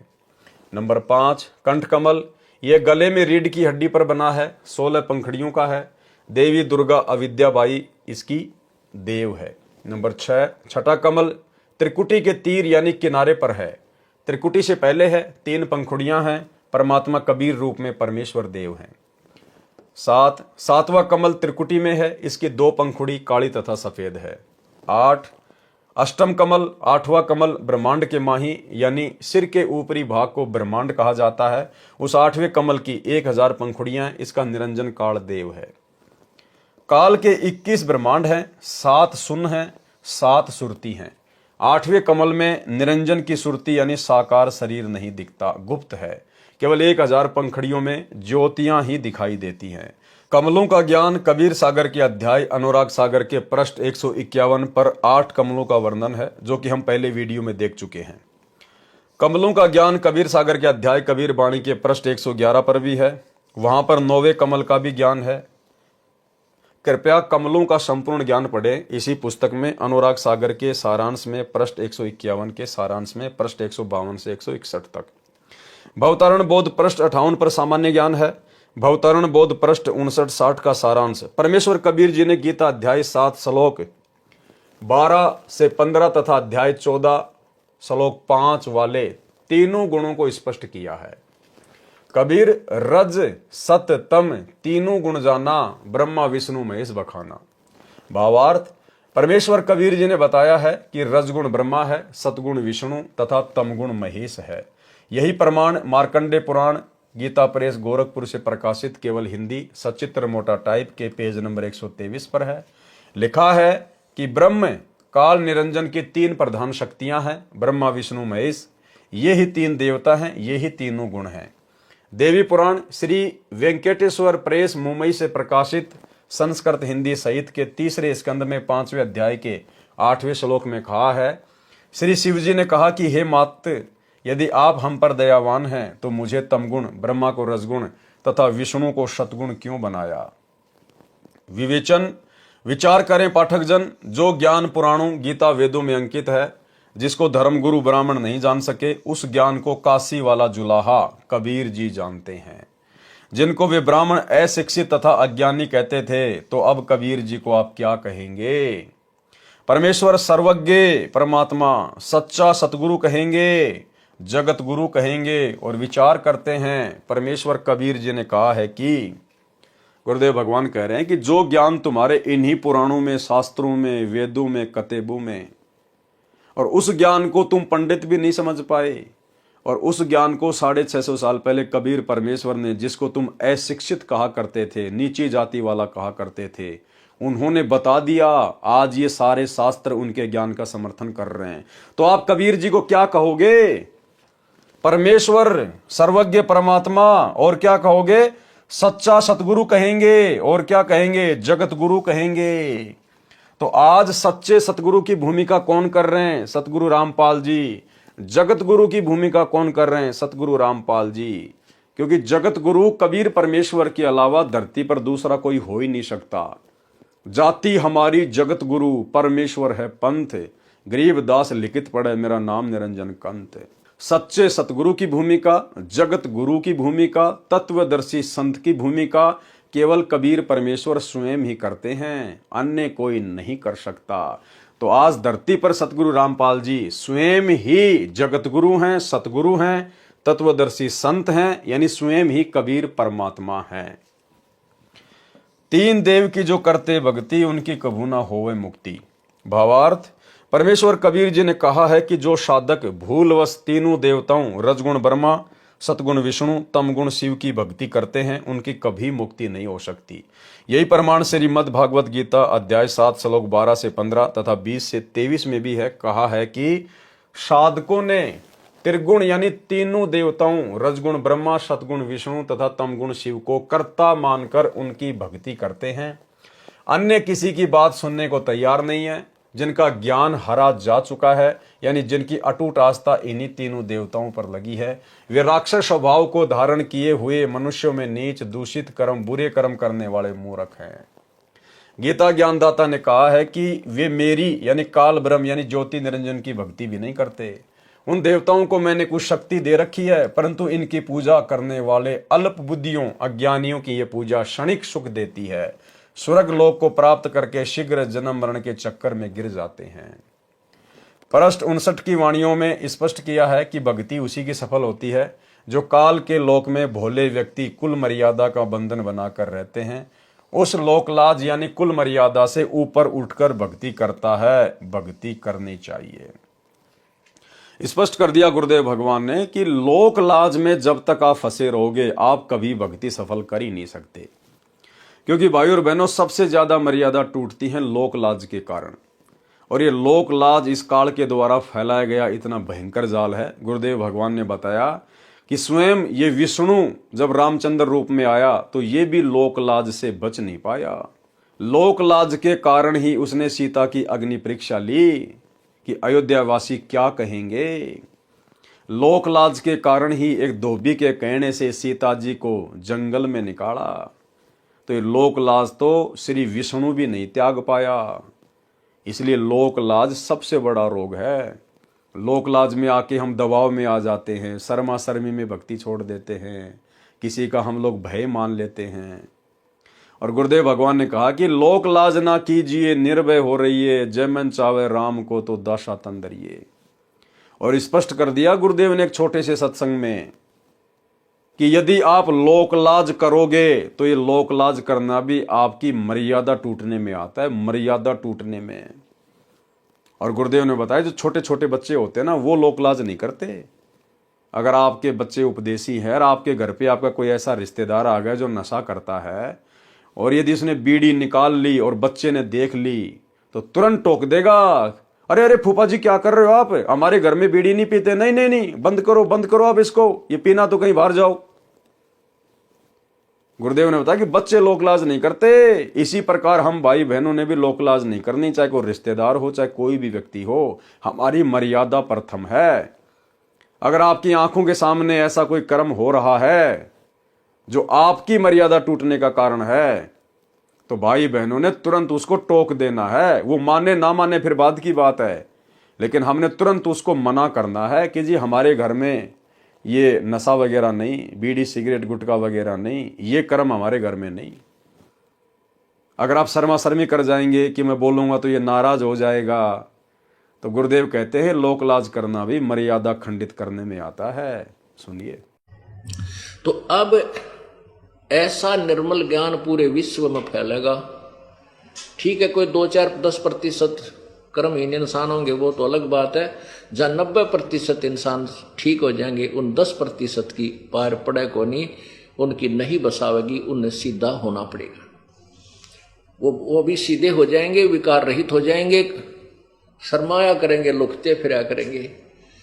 अब विचार करना, हमारे जो भक्त हैं हमारे भक्तों के भगत तो थोड़े बहुत शर्मा जाते हैं रिश्तेदार ने नू के हमारे घर में बीड़ी ना पिए, हालांकि वो ना ऐसा शर्माना लोक लाज करना नाम खंड करता है, हालांकि वो ना ऐसा शर्माना लोक लाज करना नाम खंड करता है, हालांकि वो ना ऐसा शर्माना लोक लाज करना नाम खंड करता है, लेकिन बालक तुरंत कह देते हैं कि हमारे घर में बीड़ी नहीं पियोगे आप।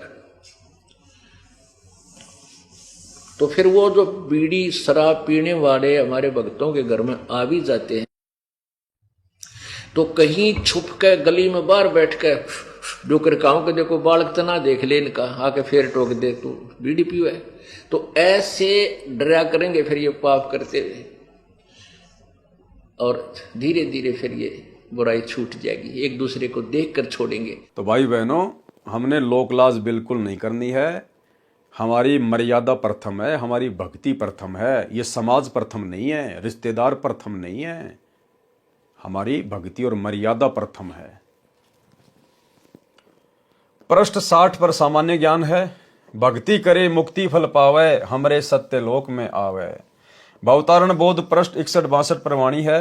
माया और ब्रह्म काल अरु रज सततम है त्रिदेव, इन सभी को छोड़कर करो नी अक्षर की सेव।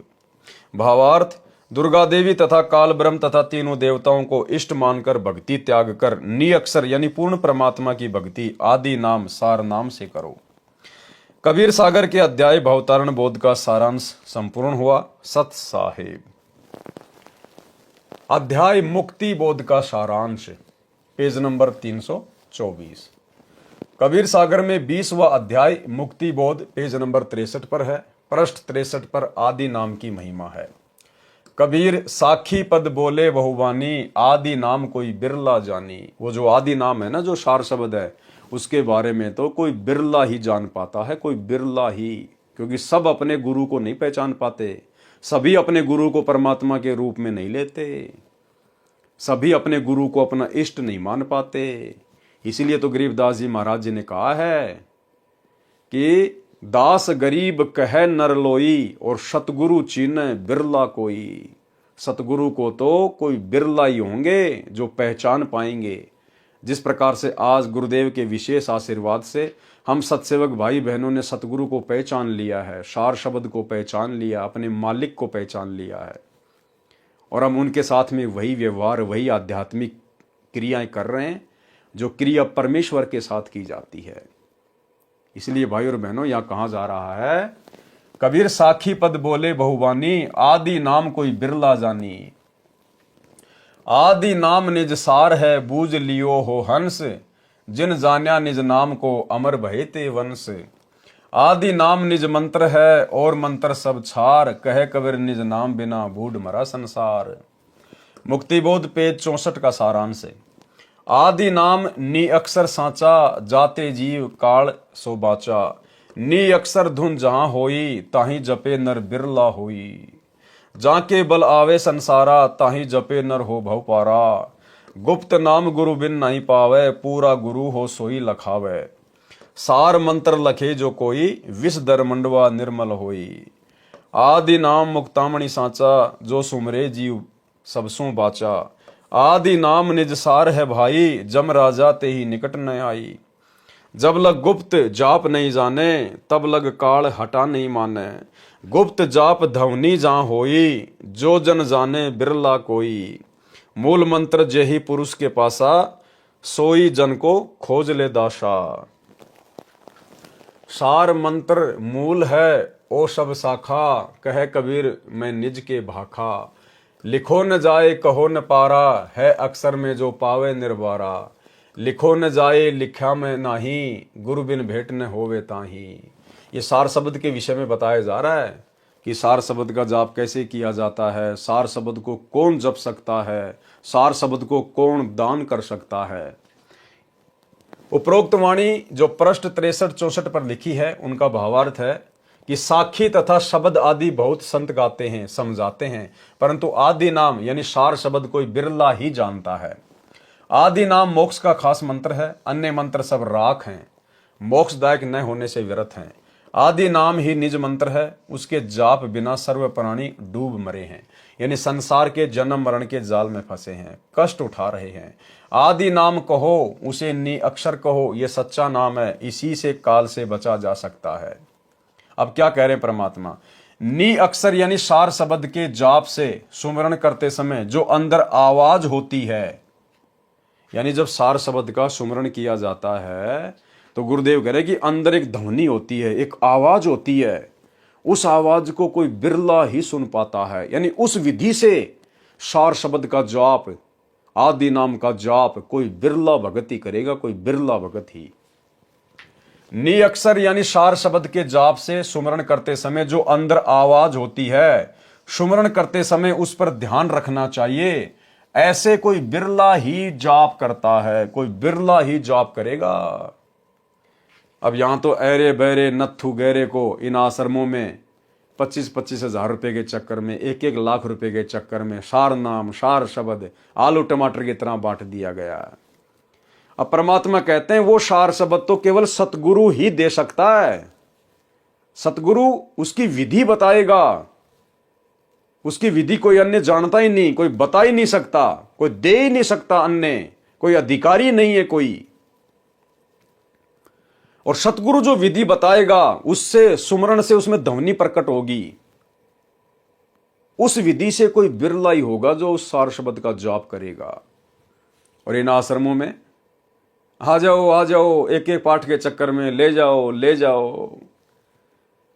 एक भगत जी कह रहा था कि मेरे पास में फोन आया, क्योंकि ये क्या करते हैं, ये तो फार्म देखते हैं और फिर फोन करते हैं। ये तो नामदान सेंटर से फोन गया, जयपुर नामदान सेंटर से, और कहा कि भगत जी आप सार नाम ले लो, सार नाम। तो उसने कहा कि भगत जी मैंने तो बरवाला कांड के बाद भक्ति छोड़ दी, मैं तो मांस भी खाने लग गया, शराब भी पीने लग गया, मैं तो जो है वो पुलिस डिपार्टमेंट में हूं, मैंने तो भक्ति छोड़ रखी है। तो बोला क्या हुआ, नामदान सेंटर पे आ जाओ, नाम शुद्ध करवा लो और जाओ, बोले सार नाम लेके आ जाओ। तो उस भगत ने कहा कि भगत जी मेरे तो झटका सा लगा और मैं आपके वीडियो देखा करता था, तो सारी बातें मेरे झट से समझ में आ गई कि भाई यहां तो केवल माया के लिए सारा काम हो रहा है। तो भाई और बहनों, यहां तो इस प्रकार से सार नाम और सार शब्द दिया जा रहा है, जबकि वास्तविक विधि तो परमात्मा बता रहे हैं। नि अक्षर यानी सार शब्द के जाप से सुमरण करते समय जो अंदर आवाज होती है, सुमरण करते समय उस पर ध्यान रखना चाहिए। अब ये कहां से ध्यान रखेंगे, इनका ध्यान तो लड्डू जलेबी बर्फियों पे है, लड्डू जलेबी बर्फियों पे। इनका ध्यान तो राजनीतियों में है, राजनीतियों में। ये कहां से ध्यान रखेंगे। सुमरण करते समय उस पर ध्यान रखना चाहिए। ऐसे कोई बिरला ही जाप करता है। भावार्थ है कि सार शब्द के सुमरण की विधि पूर्ण संत बताता है। कौन बताता है, पूर्ण संत। अब बताओ, पूर्ण संत तो बैठे हिसार जेल में, और धनाना आश्रम में, मुंडका आश्रम में, रोहतक के सिंहपुरा आश्रम में लोगों को सार शब्द दे दिए गए। तो बताओ कौन विधि बता सकता है। भावार्थ है कि सार शब्द के सुमरण की विधि पूर्ण संत बताता है। उससे ठीक समझकर कोई बिरला ही शिष्य ठीक से जाप करता है। उसको लेने के बाद भी कोई बिरला ही भगत होगा जो ठीक से उसको जाप करेगा। जब तक गुप्त जाप का ज्ञान नहीं होगा तब तक काल दूर नहीं जाएगा। अब वो गुप्त जाप की विधि भाई सतगुरु बताएगा, दूसरा नहीं बता सकता। हे भगत, जिस संत के पास सार शब्द के जाप की गुप्त विधि है उसको खोज लो। लिखो न जाए लिखा में नाही, गुरु बिन भेंट न होवे ताही। लिखो न जाए कहे को पारा, है अक्षर में जो पावे निर्बारा। अब बताओ इन्होंने क्या सार शब्द दिया होगा भक्तों को। ना वो लिखा जाए ना वो बोला जाए, तो इन्होंने क्या दिया होगा। भावार्थ, जो गुप्त जाप है उसके सुमरण की विधि लिखी नहीं जा सकती। न मैंने लिखी है, यानी न ग्रंथ में लिखाई है। जाप की विधि सबके सामने नहीं कही जा सकती। उसको पूर्ण गुरु ही निखार कर यानी निर्णायक तरीके से बता सकता है। कौन बता सकता है सार शब्द के जाप की विधि। उसको पूर्ण गुरु ही निखार कर यानी निर्णायक तरीके से बता सकता है। तो भाई इन सतलोक आश्रमों में जो सार नाम सार शब्द दिया जा रहा है उसको तो भाई आपके गुरु भाई बहन ही बता रहे हैं। गुरु भाई बहन ही आपके गुरु बने हुए हैं। उसके बिना कोई बता नहीं सकता, गुरु के बिना कोई बता नहीं सकता। देखो साफ साफ कह रहे परमात्मा, क्या कह रहे हैं? उसको पूर्ण गुरु ही निखार कर यानी निर्णायक तरीके से बता सकता है, उसके बिना कोई बता नहीं सकता। तो बताओ, हमारे गुरुदेव तो हिसार जेल में बैठे हैं, फिर इन आश्रमों में सार शब्द के गुप्त जाप की विधि कौन बता रहा है? यहां तो कह रहे हैं कि उस पूर्ण गुरु के अलावा कोई बता ही नहीं सकता। तो ये भगत भाई जो इन आश्रमों में सार शब्द दे रहे हैं, क्या वो हमारे वो गुरु हैं क्या? इसलिए दास कह रहा है कि ये फर्जी है, फर्जी। ये परीक्षा चल रही है, परीक्षा। परमात्मा यही सब कुछ तो देखने के लिए आप और हमसे दूर हुआ है कि इन्होंने मेरे को समझा क्या है, भक्ति को समझा क्या है इन्होंने। सार शब्द के जाप की विधि भी अक्षर में है, यानी बोलकर बताई समझाई जाती है। किसके द्वारा? सतगुरु के द्वारा। पृष्ठ 65 पर कोई विशेष ज्ञान नहीं है, पहले वर्णन हो चुका है। पृष्ठ 66 पर भी कोई विशेष ज्ञान नहीं है। कहे कबीर सुन धर्मदास सुजानी, अकय हतो ताई कहो बखानी। भावार्थ, जो नाम अकय था यानी जिसका जाप बोलकर नहीं करना, उस मंत्र के सुमरण की विधि को बोलकर बताया है। पृष्ठ 67 पर सामान्य ज्ञान है, पृष्ठ 68 पर कोई भिन्न ज्ञान नहीं है। यहां वहां हम दोनों ठाऊं, सत्य कबीर कली में मेरा नाऊ। गुप्त जाप है अगम अपारा, ताही जपे नर उतरे पारा। कबीर जैसे फनपति मंत्र सुन, राखे फन सिकोड़। ऐसे वीरा सार नाम से काल रहे मुख मोड़। सोहम शब्द नी अक्षर बासा, ताही भिन कर जपिए दासा। साखी, जो जन है जोहरी, लेगा शब्द बिलगाए। सोहम सोहम जप मरे, मिथ्या जन्म गवाए। भावार्थ, परमेश्वर कबीर जी ने स्पष्ट किया है कि मैं दोनों स्थानों पर हूं, यहां पृथ्वी पर सतगुरु रूप में तथा सतलोक में सत्य पुरुष रूप में। क्या कहा कबीर परमेश्वर ने? कि मैं दोनों जगहों पर हूं, नीचे पृथ्वी पर सतगुरु रूप में और ऊपर सतलोक में सत्य पुरुष रूप में। तो भाई, नीचे पृथ्वी पर वर्तमान में सतगुरु रूप में कौन है?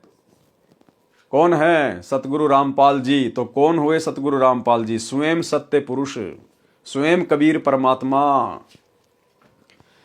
परमेश्वर कबीर जी ने स्पष्ट किया है कि मैं दोनों स्थानों पर हूं, यहां पृथ्वी पर सतगुरु रूप में तथा सतलोक में सत्य पुरुष रूप में। कलयुग में मेरा नाम सत्य कबीर नाम चलेगा। गुप्त नाम का जाप किया जाता है, जिसकी शक्ति अपार है। मेरे सार नाम के सामने काल ब्रह्म ऐसे मुख मोड़कर भाग जाता है, जैसे गारडू के मंत्र को सुनकर सर्प अपने फन को इकट्ठा करके भाग जाता है। सोहम शब्द का योग सार नाम के साथ है, उसका जाप भिन्न भिन्न करके किया जाता है। यदि कोई अकेला सोहम मंत्र का जाप करता है, वह अपना जन्म व्यर्थ कर रहा है। जो भगत जोहरी यानी सुमरण भेद का जानने वाला है, वह भिन्न भिन्न करके जाप करेगा। मुक्ति बोध पृष्ठ 69 का सारांश। तब साहिब अस बोले बाती, लेऊं छुड़ाए राखूं निज साथी। तुमको दीनी भक्ति अपारा, नाम जपो तुम अजर हमारा। श्रवण माही कह दीन्या भाई, तो ने विवेक आ बैठाई। नाम सुने मोर मोह कह पावे, जम जालिम तेई देख डरावे। सब कहे नाम सुनाऊं, जो आवे हम पास। शब्द हमारा सत्य है, मानो दृढ़ विश्वास। भावार्थ, धर्मदास जी ने बताया कि मेरे को परमेश्वर कबीर जी ने ऐसे कहा कि जो मेरा नाम जपता है, उसको काल से छुड़ाकर अपने पास रखूंगा। जो मेरा नाम सतगुरु से सुनकर जाप करेगा, वह मेरे पास आएगा। मैंने तेरे कान में आदि नाम बोलकर सुना दिया है, उसका विवेक करा दिया है।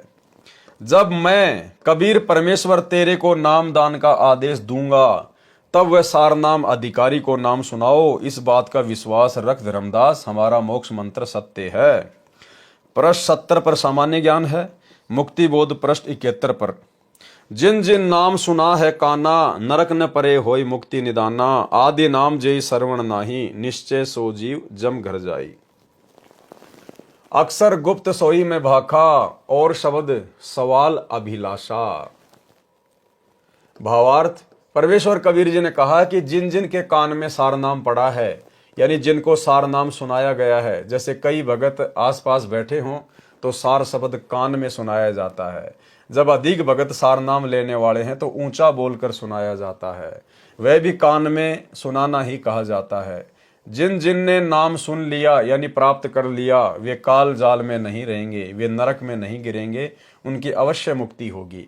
जिनके कान में सार शब्द नहीं सुनाया गया यानी जिनको सार नाम पूर्ण गुरु से प्राप्त नहीं हुआ, वे अवश्य यमलोक में जाएंगे। जो गुरु कहते हैं कि सार नाम को बोलकर नहीं सुनाया जाता, आत्मा में प्रवेश किया जाता है, वे गलत कहते हैं। जो गुप्त अक्षर यानी गुप्त सार नाम अक्षर में है वह मैंने बोल सुनाया है। मुक्ति बोध पृष्ठ 72 का सारांश। जब लग भक्ति अंग नहीं आवा, सार शब्द कैसे को पावा, सत्य नाम श्रवण में वो से, जो माता बालक कह पोषे। भावार्थ, परमेश्वर कबीर जी ने स्पष्ट किया है कि जब तक प्रथम नाम तथा सतनाम के जाप से भगत के शरीर में भक्ति प्रवेश नहीं होगी, यानी दोनों मंत्रों की भक्ति कमाई संग्रह नहीं होगी, उसको सार शब्द कैसे दिया जा सकता है।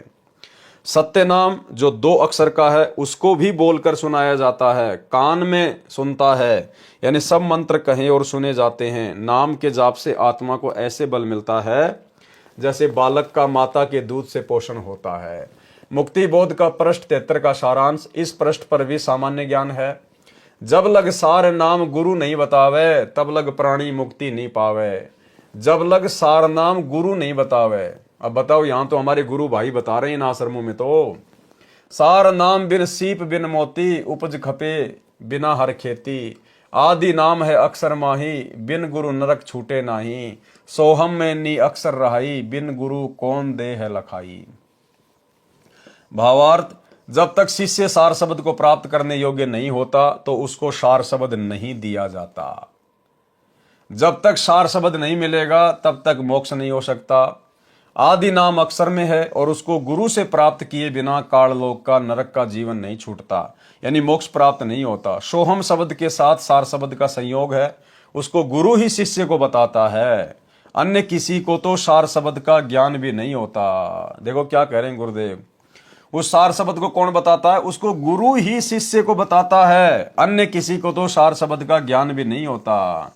जबकि इन आश्रमों में तो सारे ज्ञानी बन के बैठे हैं, भगत ही भगतों को सार शब्द दे रहे हैं। सार शब्द बिना तो ये मानव शरीर ऐसा है जैसे सीप में मोती न हो तो उसकी कोई कीमत नहीं होती।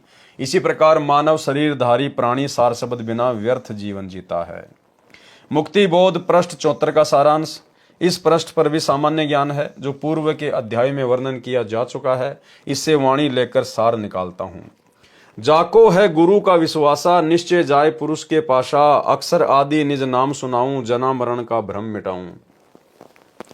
सोहम संग आए संसारा, सो गुरु दीजे मोहे उपचारा।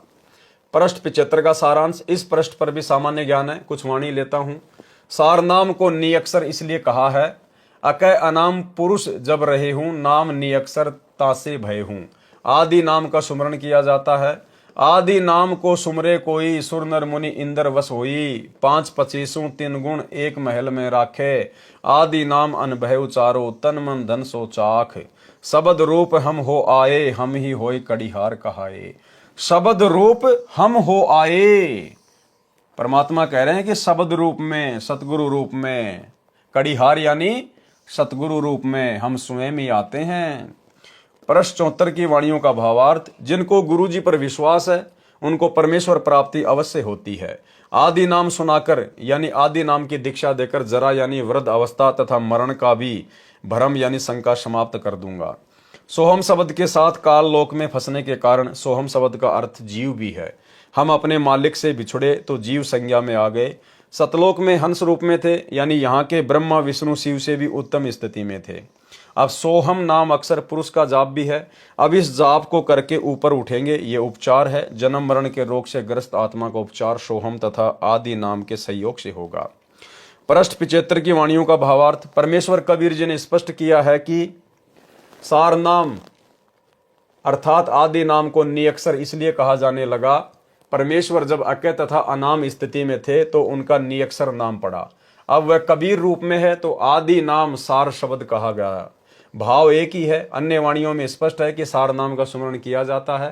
परमेश्वर कबीर जी ने कहा है कि हम ही सत्य पुरुष हैं और हम ही कड़िहार यानी जीवों को सार शब्द देकर काल लोक में काढ़ने निकालने वाले सतगुरु हैं।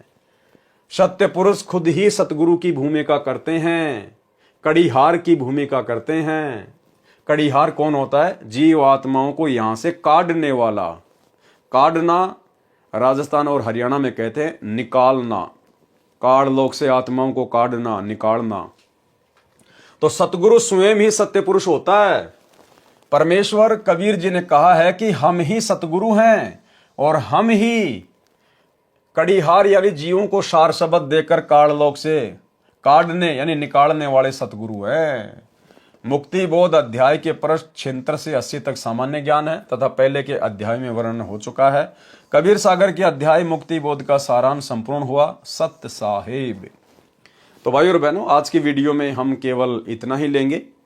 परमेश्वर की रजा से, उनकी दया से धीरे धीरे हम लोग आगे बढ़ेंगे और कहीं कहीं परमात्मा आप और हम सत्सेवक भाई बहनों के विश्वास के लिए बहुत ही गहरी और गूढ़ बातें लिख देते हैं और बाकी जो हमारे जगत वाले भाई बहन हैं, परमेश्वर उनके मतलब की भी बीच बीच में सारी बातें लिख रहे हैं। तो हम भाई बहन यदि गुरुदेव भगवान के कर कमल से लिखित इन पुस्तकों को पढ़ेंगे, सुनेंगे, तो भी हम ढेर सारे पुण्य के भागी बनते हैं, क्योंकि गुरुदेव भगवान ने जो लिखा हुआ है हमने उसको छोड़ना नहीं है। हमने कंप्लीट इसको पढ़ना है, इसको हमने कंप्लीट ही लेकर चलना है, क्योंकि परमात्मा ने लिखा है तो जरूर वो विशेष है। भले हमें समझ में ना आए, भले वर्तमान में हमारे मतलब की उसमें कोई बातें ना हो, लेकिन गुरुदेव ने लिखा है तो हमने उसको पढ़ना भी होगा, अन्यथा गुरुदेव ने कोई फालतू में थोड़ा ना लिखा है। तो भाई और बहनों, आज के वीडियो में केवल इतना ही। कल रात्रि 8 बजे सभी भाई बहन फिर से लाइव जुड़िए। तब तक गुरुदेव भगवान हम सबको आज्ञा दें, इजाजत दें, आशीर्वाद दें। बंदी छोड़ सतगुरु रामपाल जी भगवान की जय हो।